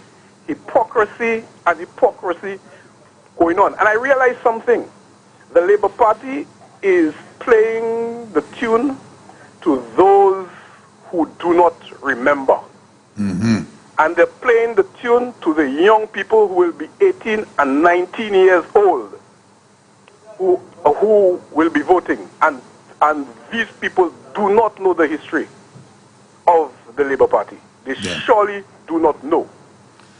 Well, Kola, all I could say to you is, as long as I'm up here, I will remind them of a lot of things. Well, brother, Peter is there. Peter can give some of it. Because I know Peter was there one time and Peter left. And you know, I love history, Kola, because unless we can refer to history, we have no compass by which to move forward. Peter, you just like me. I love history. In fact, for the matter of fact, when I went to school, I did history in Form 4. We have to understand the past. Form 5, I did my GC in Form 4 and I got it, right? We have to understand the past if we don't want to repeat the mistakes of the past. Is correct. But Kola, before I let you go, let me ask you a question. Let me go on because I have a lot to tell you. Oh, go ahead. Well, let me not interrupt you. Go ahead then. Go ahead. And one of these days I'll have to come to your show. Oh, definitely. Come on your show. We've been waiting for you. Because last night, in fact, I watched that debate, and I had to laugh. The same guys who were telling the government they can't close down the country at one point will tell the government close down the country. Yes. Okay. The same guys who are talking about about economic activity and close down the country is telling the government to open SNS. Hear it well, you know. Yes. Yeah, they're telling the government to open SNS.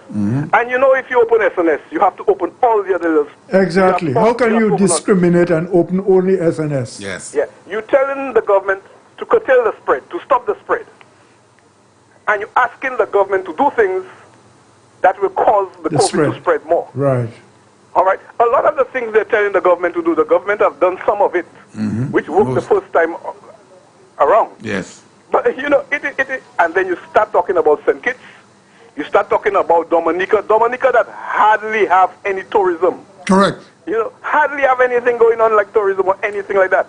Then you started talking about vaccines. Yeah. Dominica can secure vaccines. Dominica Prime Minister have enough money to waste, you know, the same way he wasted a lot on elections, and the same way every Friday he can call constituents and give them money. Well, because don't forget, he sold a lot of passports. I didn't even want to go there. But it's common knowledge. You don't have to say anything wrong.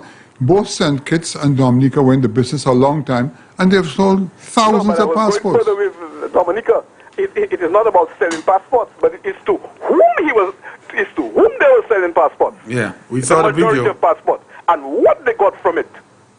Remember that we had that they had that show on Al Jazeera. Yes. Yeah, with the whole thing of whatnot, and now people talking about if they go down, a whole lot of other people will have to go down too.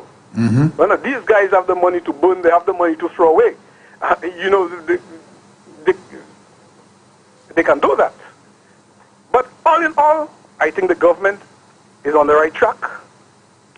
I know the kind of work these people at the Ezra Long laboratory have to go through because with all those tests, because before anybody have a cough now, cough, a cold, you cannot tell the difference between the flu and COVID right now. Before your nose dripping, before you start coughing, anything like that, you go for a test. But Kola, I said on this program a few weeks ago that the SLP, they do things in the wrong, and then they know how to turn it around and place it on this government. And they are doing the same thing here with the coronavirus today.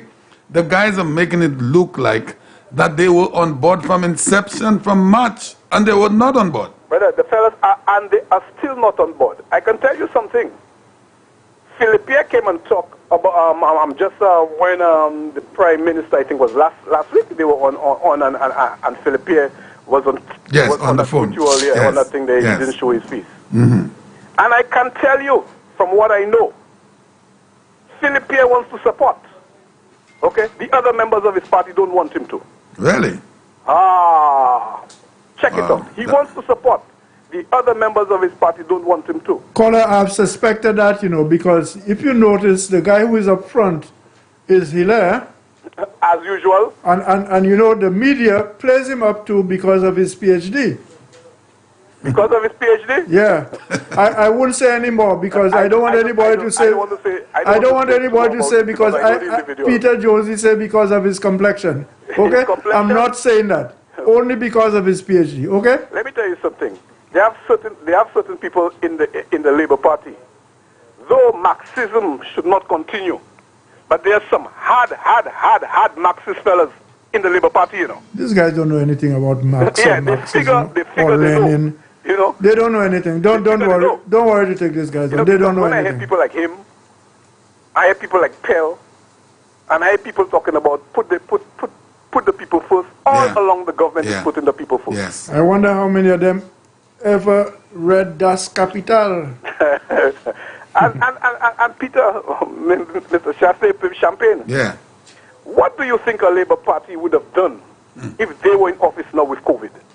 First of all, let me answer before my two guests here. First of all, OKEU would not have been open. And I could leave it there. OKEU would not have been open to accommodate the patients. The respiratory hospital at VH would not be. It would not be. Because if OKEU is not open, then that means the VH hospital would be taking all of the load. So this is the problem we would be having. Yeah. Anyone else want to give another answer on that? Let me tell you what would happen, Ozzy. Between March, when it was first declared, and today, 1,000 St. Lucians or more would have been dead because the government of the Labour Party would not know what to do. They would have no hospital open.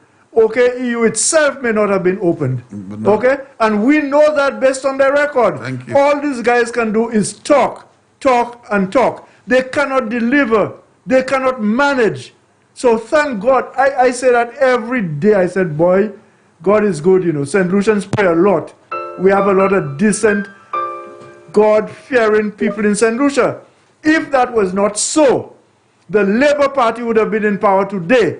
And God save us. 1,000 St. Lucians or more, including me, might have perished in that thing. But Peter, you don't think that they have one or two certain fellas, if they were in office, right, and Jufali was still alive at the same time, they would be asking Jufali money to take care of St. Lucians and pocket the money? Oh yeah. Huh? Oh yeah. Yes. Day before yesterday, or was it Saturday, I had occasion to pass Fuasho, near Fuasho. I said to myself, when I was in government, whether it's opposition or in government, and I have a constituency like that, South Castries on the middle there, just by the waterfront there, so many people are coming from Dominica and Martinique and wherever, and they land there. The first thing that hits you is that site of Fuasho, which is over 50 years old. That's right. That is what, in fact, it's probably more broken down than I remembered it 50 years ago. A guy who has had rubbed shoulders with Juvali, someone, and I tell you, Ozzy, I've traveled, I've been in government, I've been traveling on my own. And these guys, when they want to get things done, they always sweeten the pot. Okay? I used to get calls from Chicago as a minister, people I don't know. And Chicago in those days and before that was the headquarters of corruption in the States. Invited me to dinner at Chef Harry. One thing George Odlum always said to me, Peter, as a minister of government, if you're going anywhere to have lunch or dinner with anybody, bring your permanent secretary with you and your recording secretary. Right. So no minister of government, if he or she knows what they're doing, you don't go to any dinner with any foreigner who wants to invest without your PS and your recording secretary, because you are going to a formal meeting where you're representing your country. Anyway, caller, you asked the question. I want to tell our nation. I also want to tell our nation that open their eyes. No other government has developed St. Lucia more than the United States. That is a fact. That is a fact. We ring the bell on that. That is a fact. And if they look at what has happened from 2016 to now, the Prime Minister said give him 3 years to organize, and then afterwards things will take off. Mm-hmm. And think this government have worked more than any other government in the history of St. Lucia. That's right. And there are signs to see what that government is looking for St. Lucians to make our lives better. Yeah. I would say that Sir John left a foundation, and Alan is building on that foundation faster than I myself thought he could do. How you put it. I'm not trying to put him down, but I think he's doing better than I imagined that he would do. That is my honest opinion. This country is on its way to a lot of good things to happen to us. Yes, and I could look at what's going to happen when that COVID thing passes. We would be ready. We would be ready to take off. That's right. We would not stay back. And after COVID now, we have to restart. Now, caller, this is the reason why. This is the reason why they want this government to shut down the country. Because they want to break it down. The reason. To break it down. Correct. So the government would look bad, and we all know that. Yeah. We know that. These are guys who are going to burn a cockroach. Oh yes. Who is going to kill a cockroach to burn a whole house? Burn a cockroach and destroy the whole house. Yeah. That is these guys. If they're not in office, nothing runs. But you ask us the question, and we have not gotten your response. We going to be 2 answers in regards to if the SLP was in power. No, if the SLP was in office and we had COVID-1, the Prime Minister have more contacts than these guys in opposition now. These guys would not know where to turn. For sure. And the way they behave, and the Labour Party has always been a selfish party. Always been a selfish. Now, when I hear Philip here talk about victimization and whatnot, I want to ask him who was the acting Prime Minister when 20-something people got fired at City Council. Yes. And this present government had to pay something like almost $3 million to these workers. You know, I know him. I can go straight into his face and tell him, boy, do you remember when you were working as an accountant? I think it was Skeet and Company. I think Neville Skeet had a brother. Is it Neville Desmond? One of them had a brother who had an accounting firm. I used to work for you, Mr. Chastanet. And I used to bring in your books. I used to bring your books in there. And I could have heard this gentleman once making fun of one of the foster boys when FedEx had just opened. Terry, and we and a few of us had to argue with him. He was calling the guy a plane messenger. Wow. The courier service. Wow. He was calling Terry. Yes. Terry wasn't there, but he was saying Terry is a plane messenger. FedEx came in, it was an innovative idea, you know, at that time you used to up the planes and move from country to country. Yeah. So that shows you the mentality of people like that. Yeah. It shows you very vindictive and love to victimize. I think you were thinking of Bovel and Skeet. The company that Bovel, yes, Skeet, right up there in Judas building upstairs. And that guy was Neville's cousin, not brother. Yeah, one of them, but he Skeet, very good, very good accountant. Yeah. And I saw the other guys who used to work there, like Mondesi and all those guys, making a whole lot of noise with him. And mind you, at that time, you know what he was? He was a United Workers' Party supporter, Philip Pierre. He hated George Odlum. I could never forget that. Okay. He and that guy, that assistant commissioner of police who always used to be with him, he died a few years ago. I think they have something in his name from NIC, which Emma set up and whatever. Frederick. Not Frederick. These two guys used to be together all the time. I could never forget that. That was the guy that used to record the meetings, right, Peter? Yeah, the Labour Party meetings. So, caller, these people are turning. Go ahead, man. But St. Lucians, yes, no other government in St. Lucia will take care of you more than the United Workers' Party. This is the government that has developed St. Lucia, will continue to develop St. Lucia, and as far as you can see now, you can see where the government is heading and what the government wants to give to all of us. All right. Thanks a lot, caller. Okay, and we are expecting your visit. Hello, good morning. Hello, good morning. Okay, we had a call on WhatsApp. Hello, good morning. Okay, so we lost this one. Special good morning to you. Hello. Yeah, good morning. Good morning, sir. Champagne, to add on to what Ozzy just said. Yeah. Prior to COVID, we were already on the runway to take off. Yeah, for sure. And just COVID came and stopped the flight. But we will get there. We will take off. Mm-hmm. And I want to say something I see at least you're getting some potholing done in Masha. Yes, I wanted to talk about that. Yes, I saw that. Thanks to the Ministry of Infrastructure. Mm-hmm. And caller, you know the representative who happens to be the opposition leader never pushed the government into doing that potholing in Masha. Despite the fact that road was in such a bad condition, he been at the house on numerous occasions, never asked the government. I mean, you the rep, the roads are bad in Masha. Well, maybe he never saw it because he doesn't use the Masha road, he uses Waterworks. You know that's where he used, right? Leslie to go home. Never push the government to ask them to try to do something with the potholes in Masha. And the government in all its good at it's not even being selfish. No. All right, caller, thanks a lot.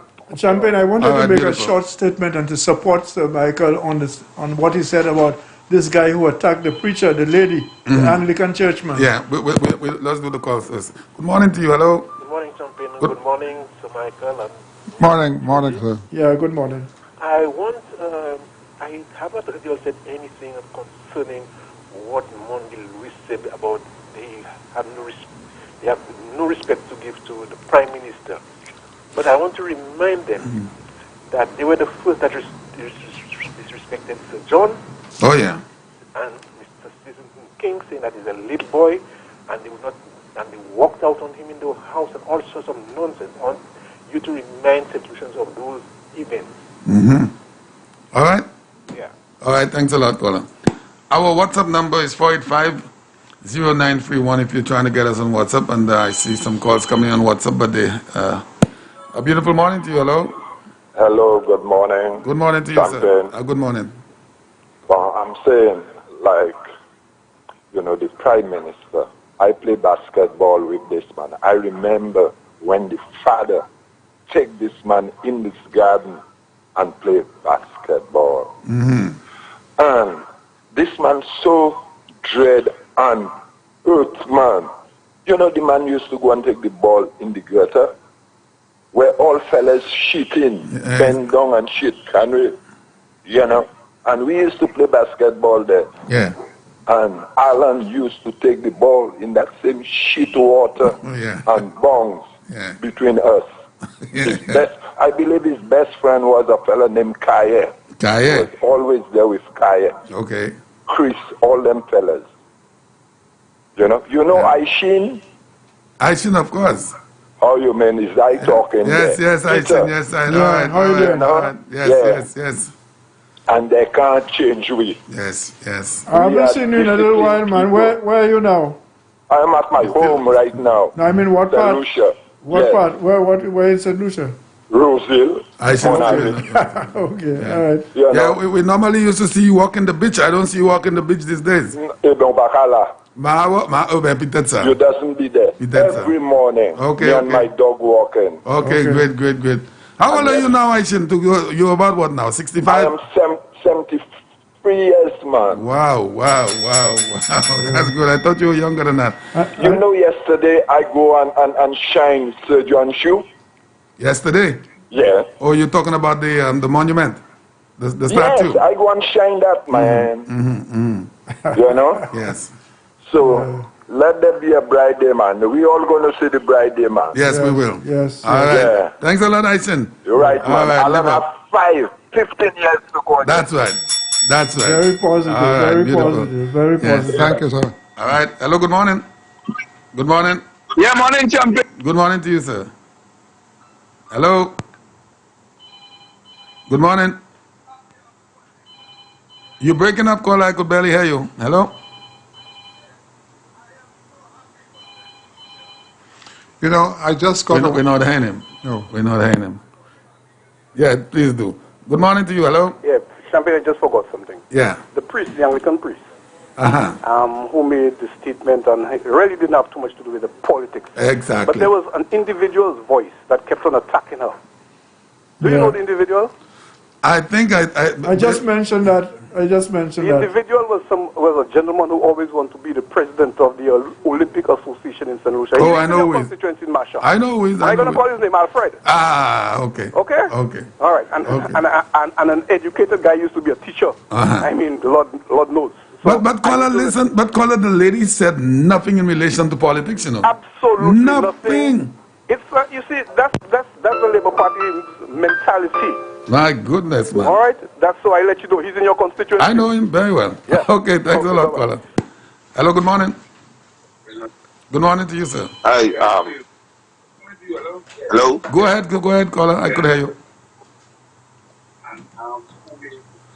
Go ahead, caller. Just speak to us. Yes, go ahead. Just speak to us. We don't listen to your radio. Okay.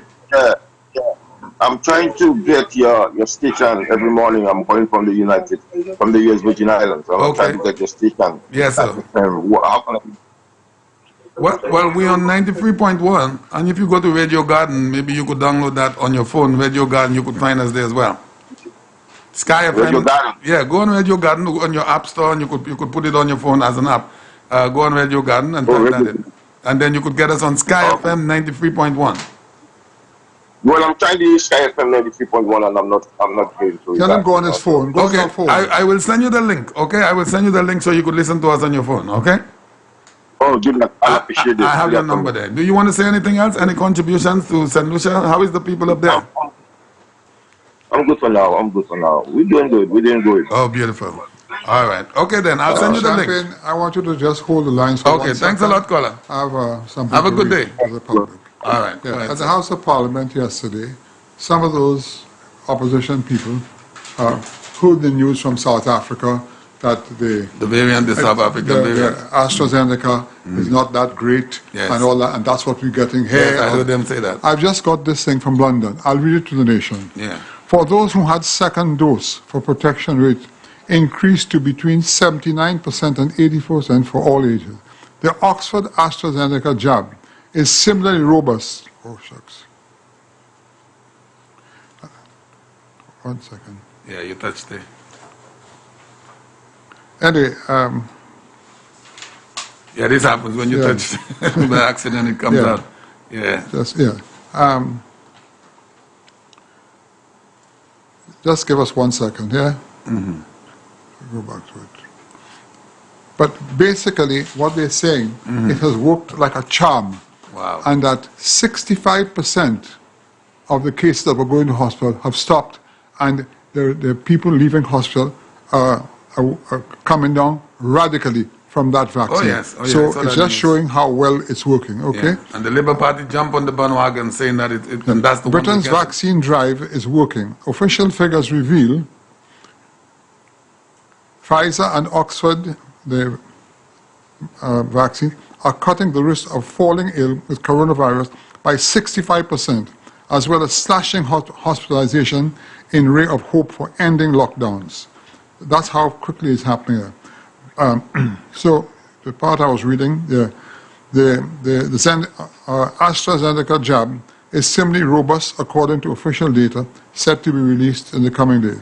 The study is a boost for Tory critics of Matt Hancock, who yesterday savaged the health secretary for his forever lockdown after he warned that border restrictions might need to remain until the autumn.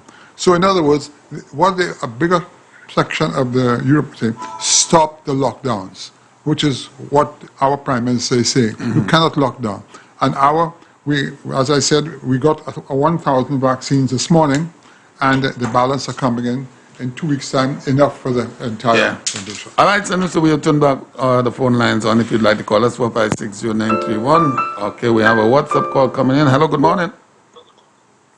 Good morning, Champagne. Good morning to you, sir. Good morning, gentlemen. Hi, good morning. Morning.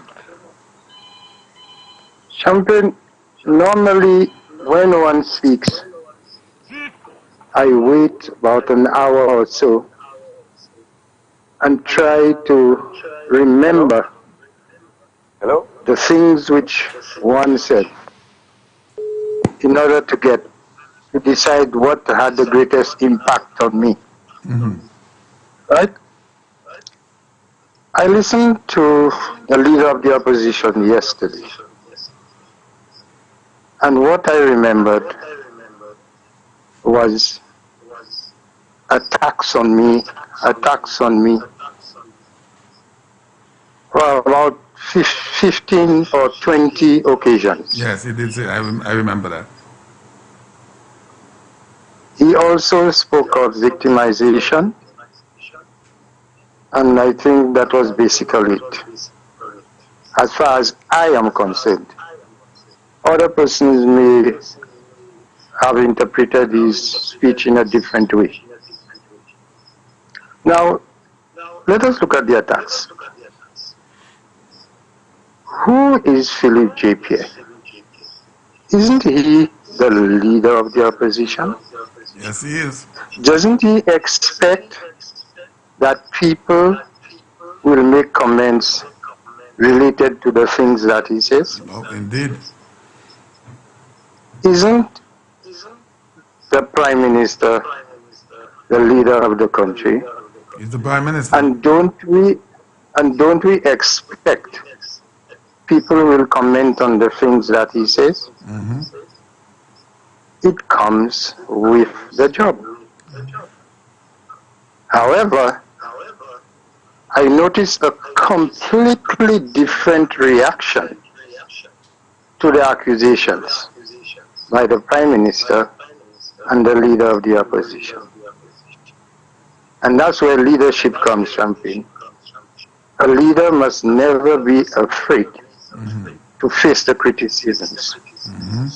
But a leader must know how to react to the criticisms.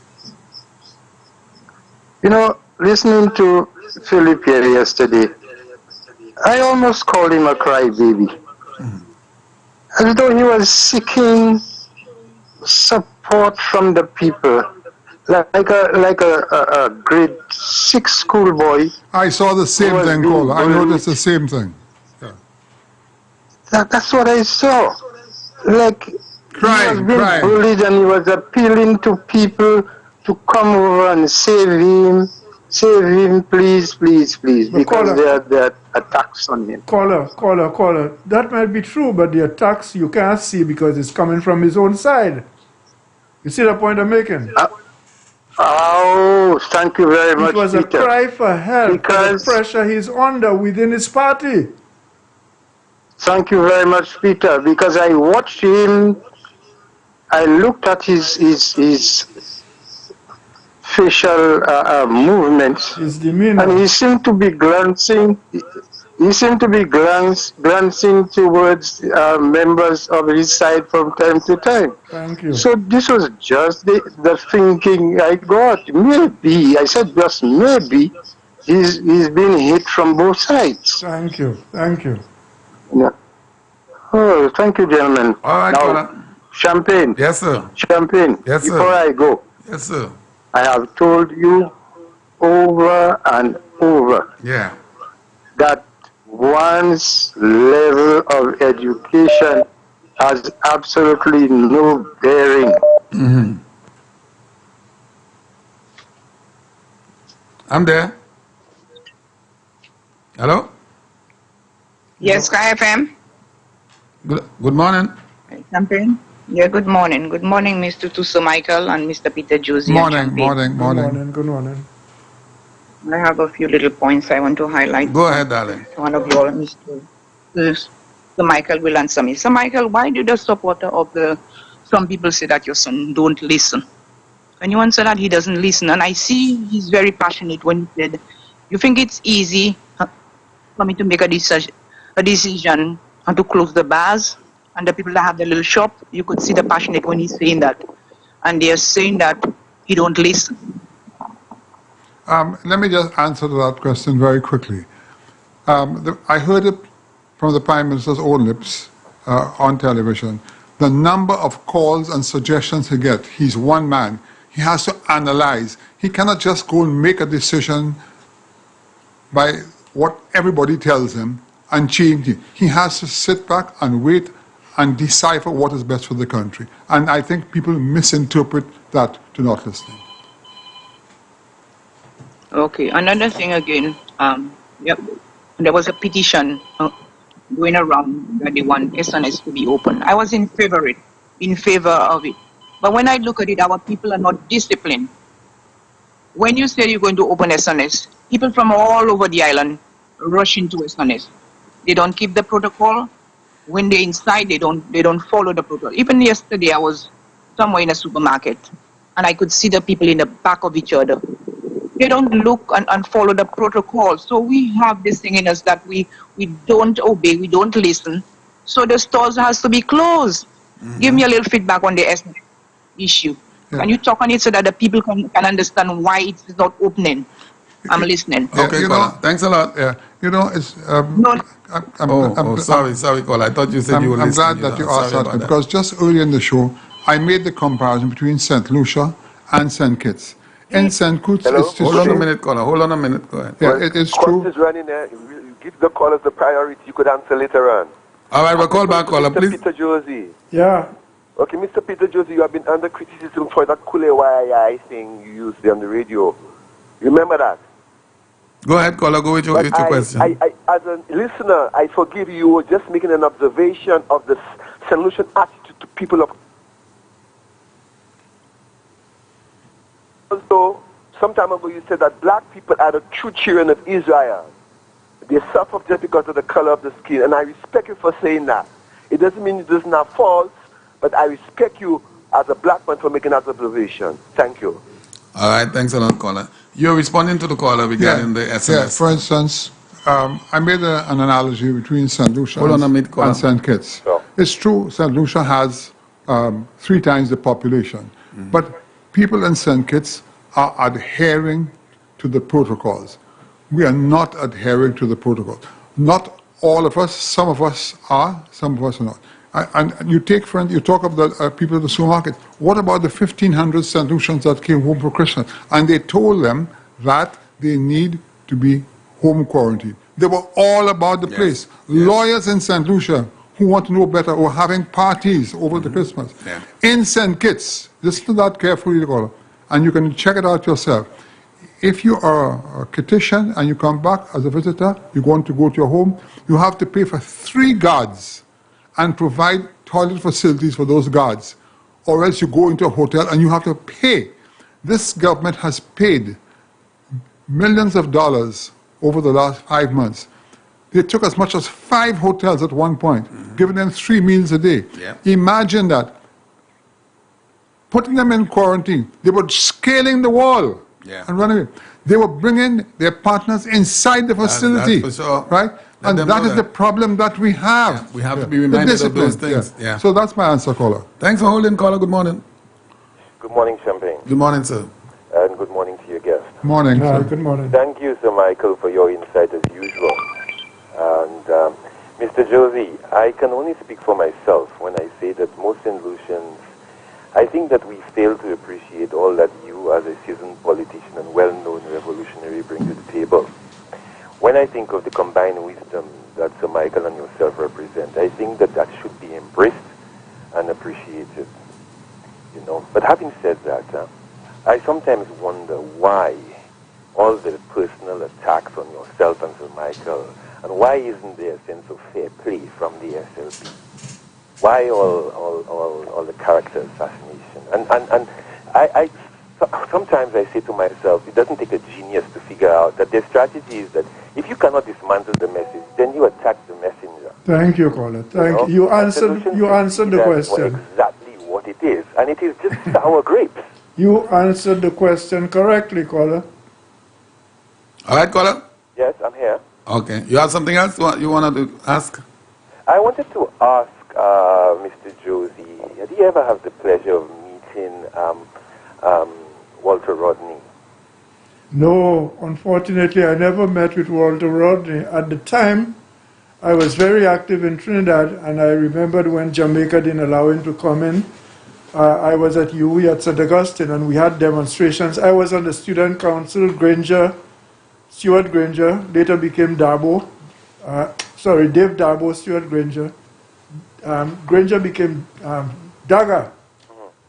We had demonstrations in Port of Spain and things, you know, but personally, No.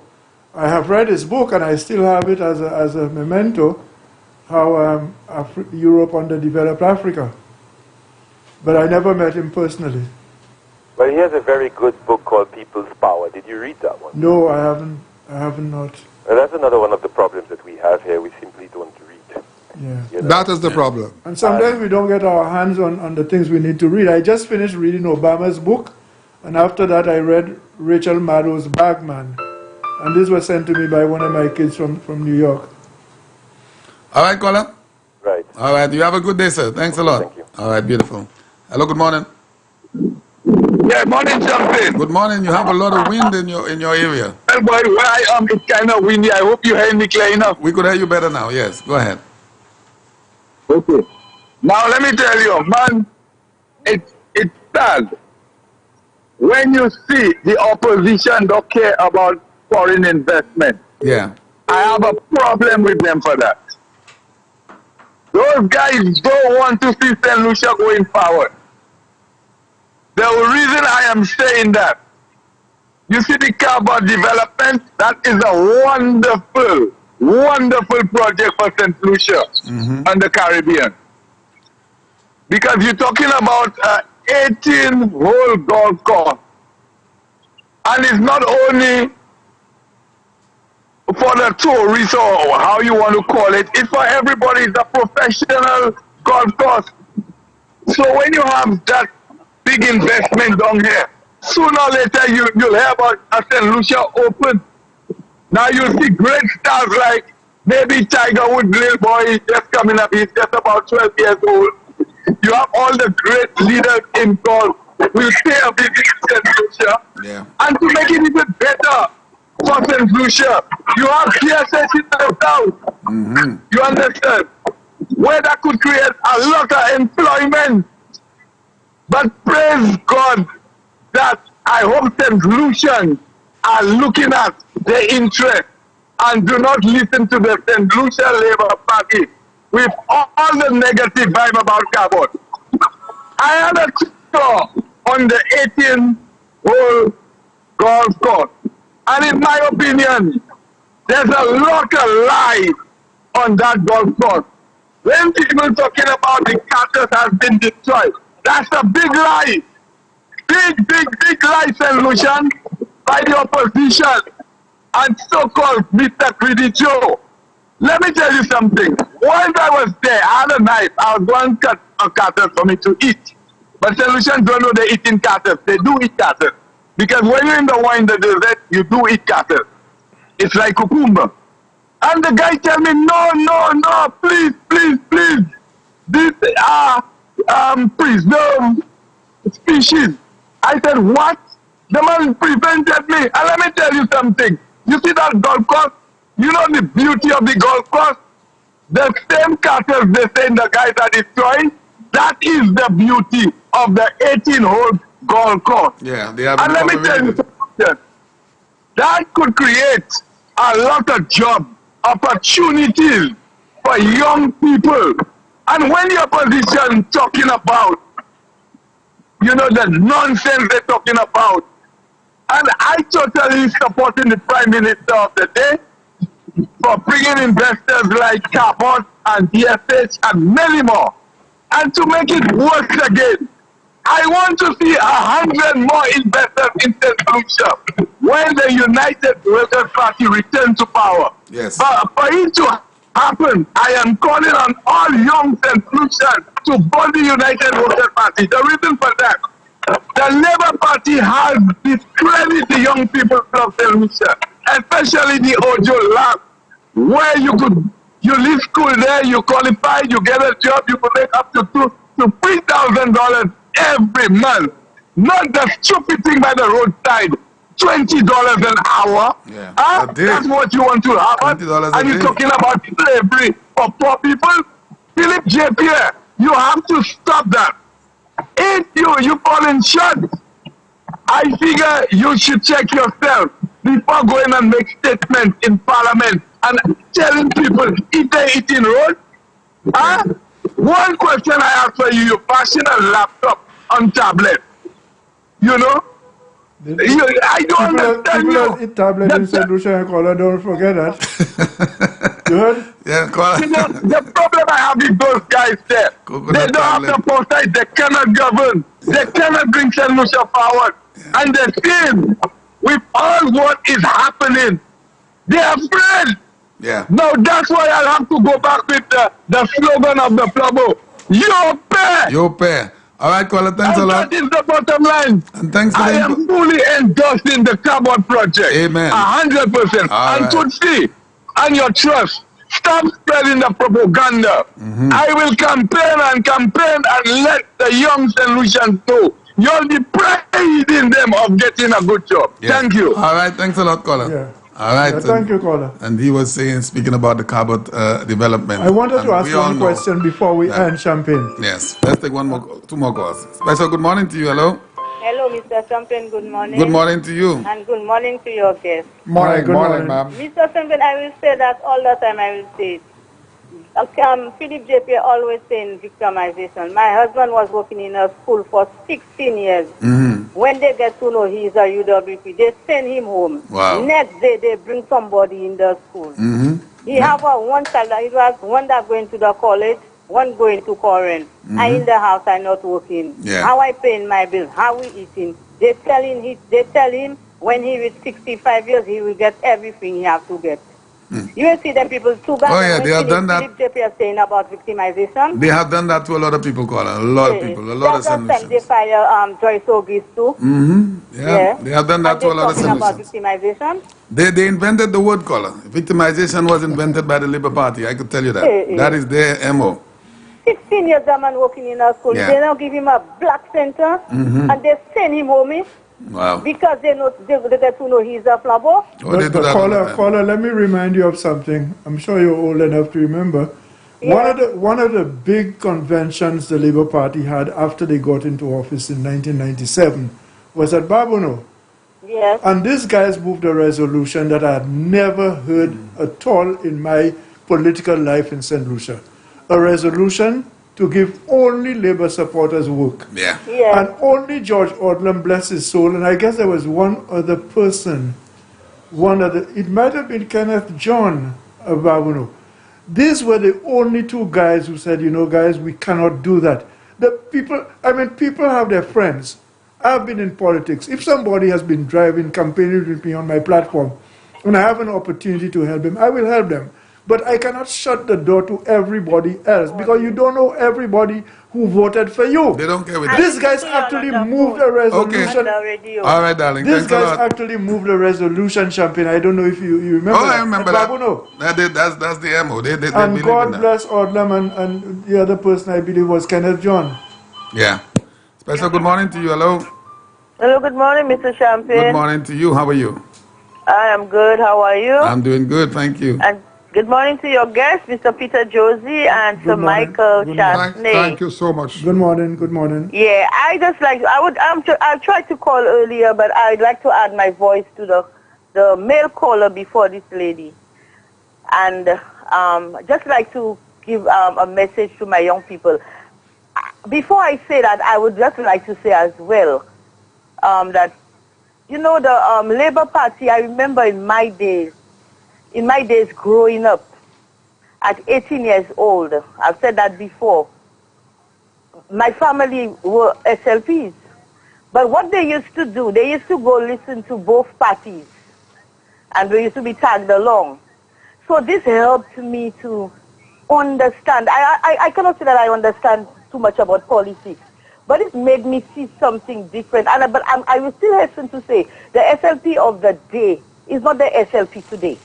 There's a big difference with the SLP today and the SLP of yesterday. We could have gotten something and have that. We could have been, and we had the opportunity to balance and wonder, should I vote for SLP? Should I vote for UWP? But now there is nothing in between. There is a clear-cut case that this UWP party is the party who is going to move our country forward.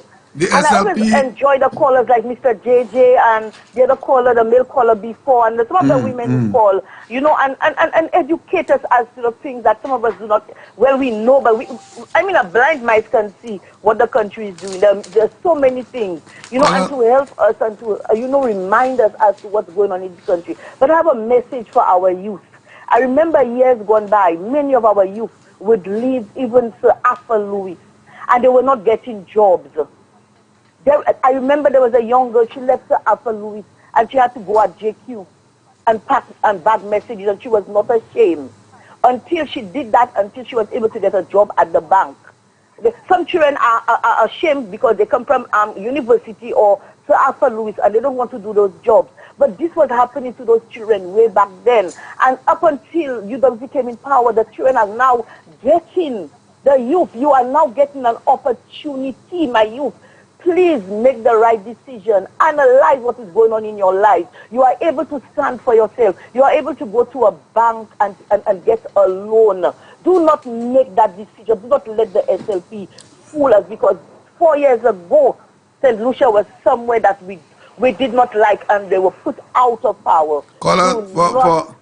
For the benefit of the young people, not one single young person, particularly those that work at the call centers, should vote for the SLP. You know, exactly. Do you remember the amount of criticism that the Ojo Labs took from the SLP?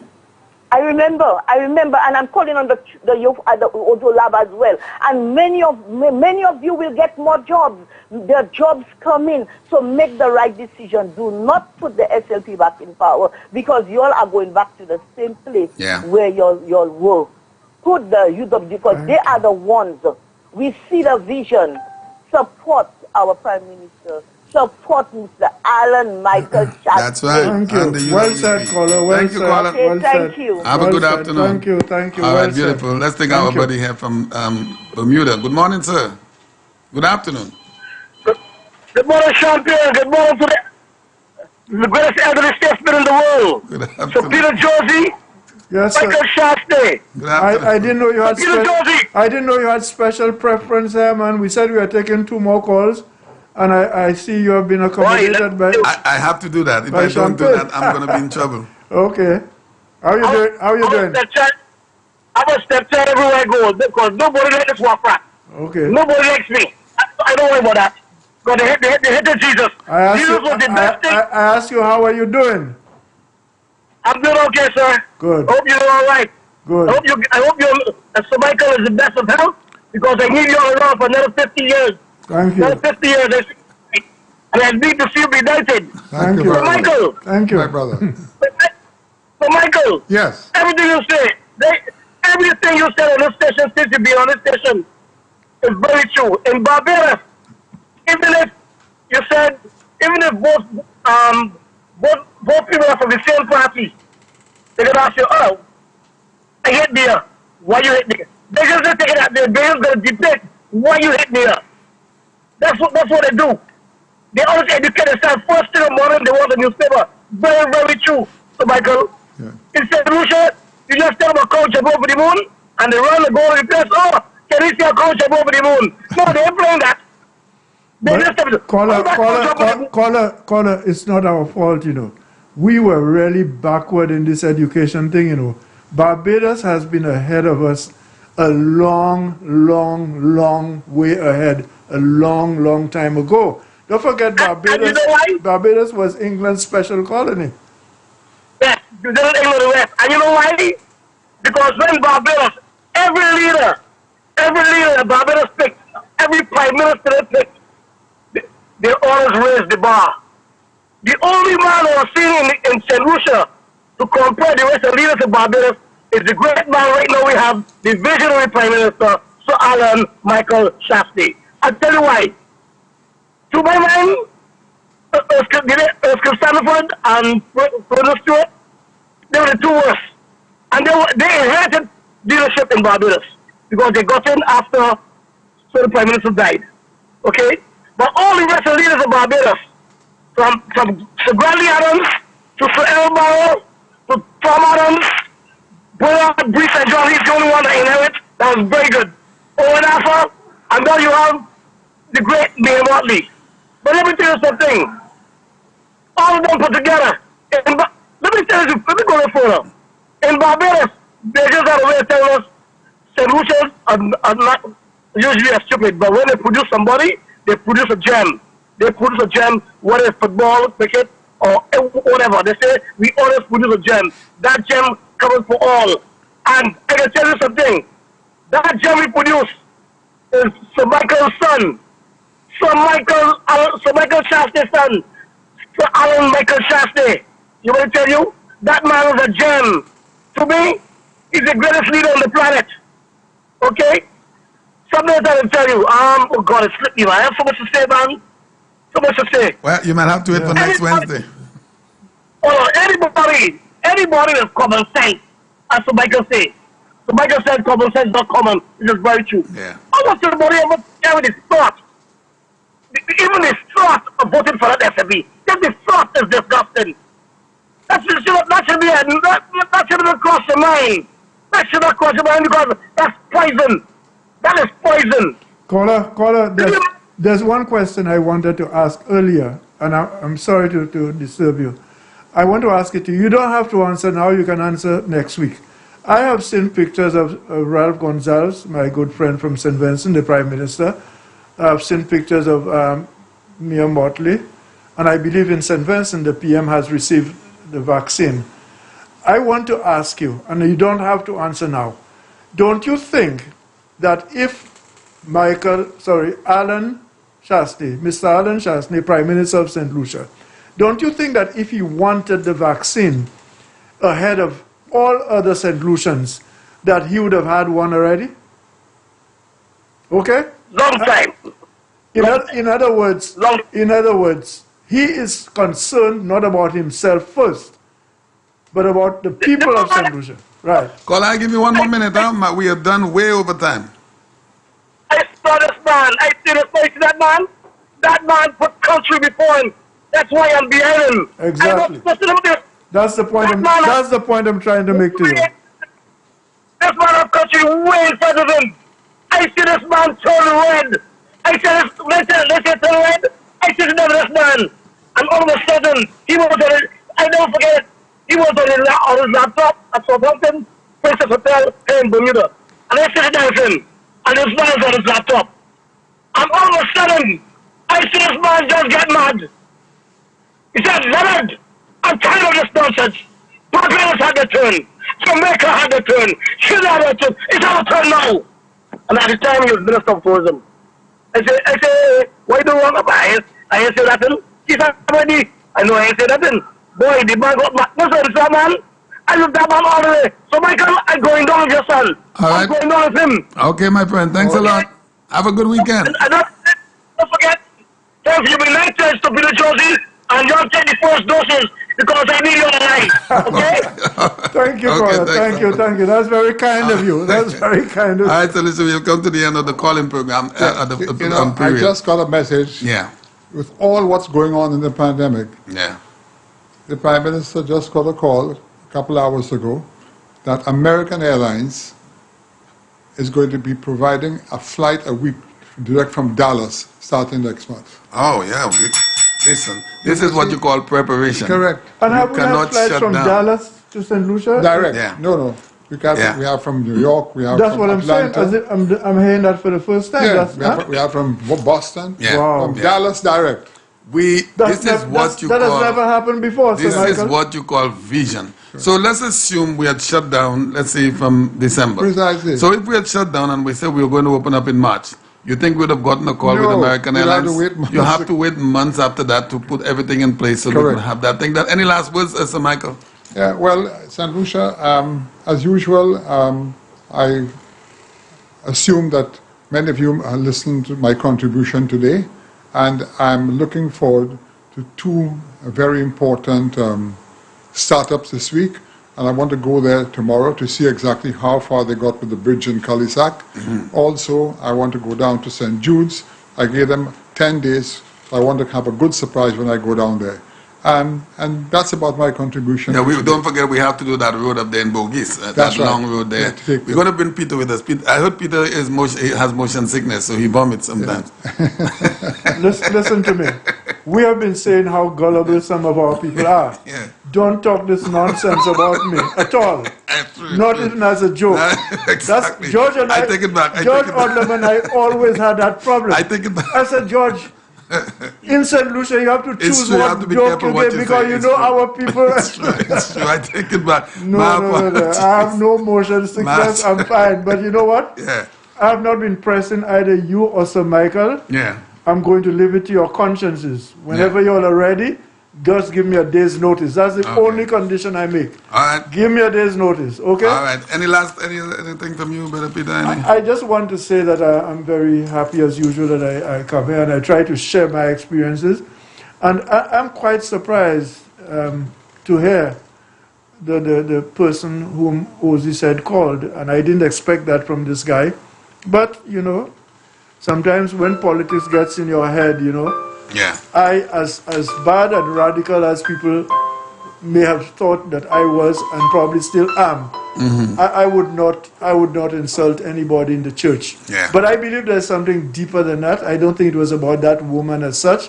It may very well have been that this guy is not accustomed to having female priests. That woman had short hair. That is not something people are accustomed to, and people feel that it's out of place.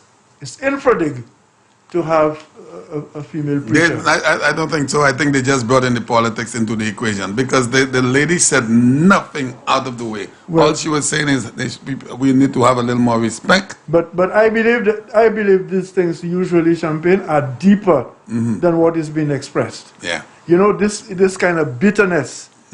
The woman and the situation is not responsible for the bitterness. Right. That comes from a deeper place. So this person has to examine themselves. That woman could not have been the reason for that hostility. Yes. I don't think so. Yeah. Okay? All right. Thanks again, gentlemen. Once again, we have come to the end of our program with our two honorable men, St. Lucia, every single Wednesday. Join us next Wednesday, God willing, for another program with our two gentlemen. We have a call on the WhatsApp. Good morning. Hello. Good afternoon. Hello. Good afternoon. How are you? So, someone put the Makaton to Chime, but Martin Chime Tonella. Chime Tonella ka commencé. Yohani tout bay. Oh, il a commencé. Non, il peut pas commencer, mais Yohani tout bay en place pour commencer. Et puis, Simen. Simen pour oui, c'est really important. Oui. All right. That's mine. So, ça dit gouvernement. Oui, allez, moi là. Ça dit gouvernement qu'on a votre flambeau, moi c'est flambeau. Oui, Dodo. So, on a votre so, on va avoir des Chastanet. I go pour moi, I want to pay a shine right now, comme on qui m'a maï. Et puis, mon dit pas à toi, shine qui pas à toi, right.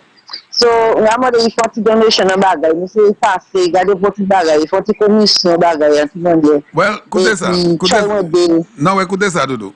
Le coronavirus la venu premier coup, premier ministre là ba un chay l'argent, on comprend yo ba tout le monde $1,500. Vous changez ça. Bon, l'argent ça même quand monde te ka dit bay moun l'argent.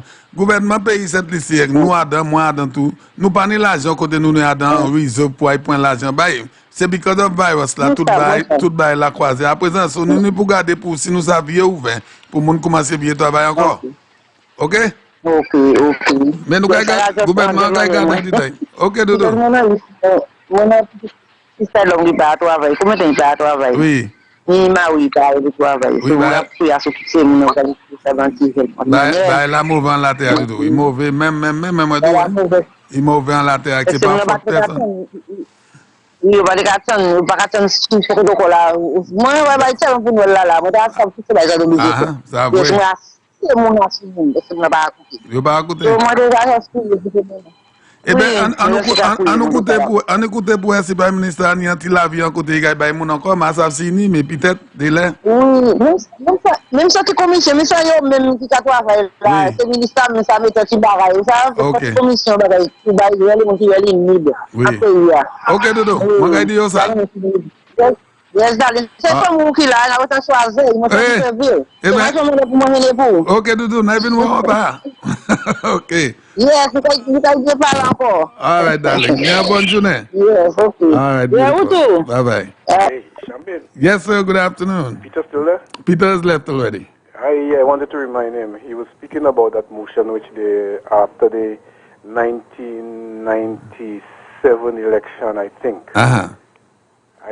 He said, only Labour Party people could have gotten jobs, a motion to give. That's in Babono, yes. I want him to say it as it is. It was a motion moved by Andrew Antoine. Uh-huh. It was called affirmative action. That's right. Yeah, and I want him to remember. I tell you all, fellas, I have to come on there and give the younger people the whole history. Now, when you come in, you have to come with Peter and Sir Michael. I would love that program. Yeah. Yes. All right. Anytime you're ready, let us know. Yeah. All right, my brother. Great. Yes, yes. I remember that affirmative action that was discussed, and that was going to give our friend all of the authority that he needed to do whatever he wanted. All right, Senator, it is 12:33. We are going up until 1 o'clock, and then you could continue to call. Good afternoon to you. Hello. Good afternoon. I'm just calling to get the WhatsApp.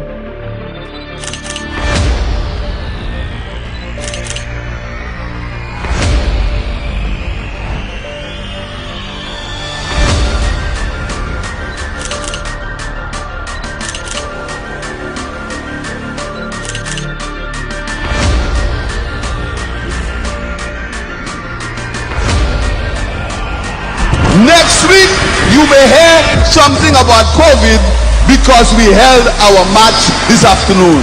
Because when they come sooner than later and say something about COVID, you will know that they are lying.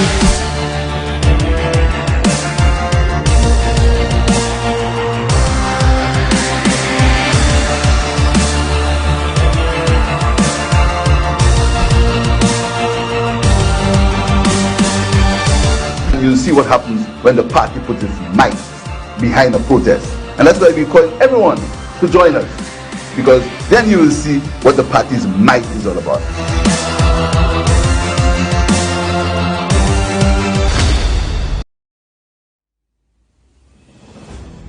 Prime Minister Honorable Alan Chastanet has issued a rallying call to all St. Lucians amid the most trying time for the nation. The Office of the Prime Minister has launched the Mask On Challenge COVID edition. The national competition is geared toward not only stimulating creative interest in mask designing, but importantly, getting St. Lucians to wear masks in the fight against COVID-19. The wearing of masks, the World Health Organization advises, protects against respiratory droplets from someone when they talk, cough, or sneeze. These droplets expel into the air and evaporate into fine particles that may linger. The mask traps these droplets before they can evaporate. In fighting COVID is the singularly most important thing because we know that it works. The Mask On Challenge coincides with the observance of the island's 42nd independence anniversary. Honorable Chastanet says the nation is at a critical crossroad with the pandemic shaping a new reality for St. Lucia, and as such, every St. Lucian must join the national effort to ensure the island emerges better than before. The theme for this year's independence is a resilient nation, we can, we will. And I think the same way that we raise a flag is the same way we must understand that this independence, we must wear a mask. So from people who do it because they love their mother or they love their siblings, or they love somebody who is not so well in their own household and they're doing it to protect them. But most importantly, we do it because we love our country. And you know, COVID has taken away all the things that we love. Wearing masks along with hand sanitizing and physical distancing are simple measures proven to protect against the coronavirus. And the message is heightening in St. Lucia. There has been tremendous response to the Mask On Challenge, with scores submitting TikTok videos. Details on the Mask Challenge can be found at maskonchallenge_SLU. From the Government Information Service, Lisa Joseph reporting.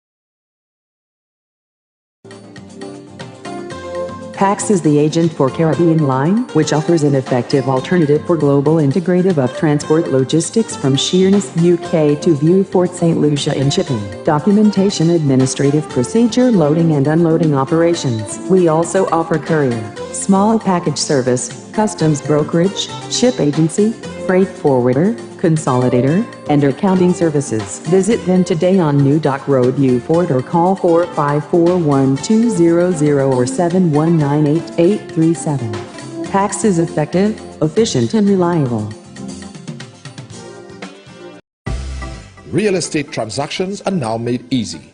Whether buying, selling, or renting residential, commercial, industrial, agricultural, or touristic property, we offer the best deals in real estate transactions with professional support, including valuation, material sourcing, and construction. Contact Ed Harris and Associates, your courteous and efficient real estate agents. Call 485-1456 or email carrotbiz@gmail.com.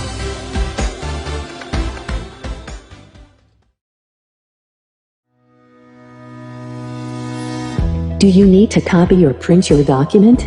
Are you in need of insurance? Are you looking for office stationery? Stop. Yes, LMP Services on Clark Lane, Vieux-Fort has all the services you need. They open Monday to Friday, 8 a.m. to 4 p.m. Or call 454-8757 or 721-8757 for affordable rates, reliable and effective customer service with a difference.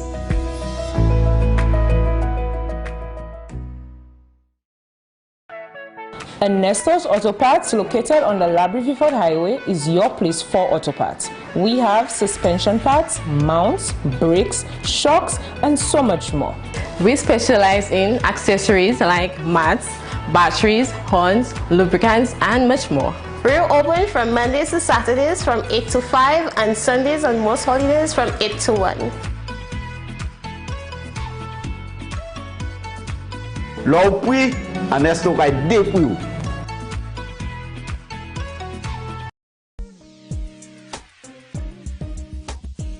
What do you need to transport? Call the hauler. At M&E's Trucking, we offer a wide range of services island-wide. From containerized movement, flatbed service, and lowboy transfers. We're located at Beanfield, Vieux-Fort. Our skillful professional drivers are ready to serve you. Like us on Facebook and follow us on Instagram or email us at vibration711@gmail.com. Call us at 488-1000. We're ready to serve you. M&D's Trucking Service, a powerhouse ready to haul.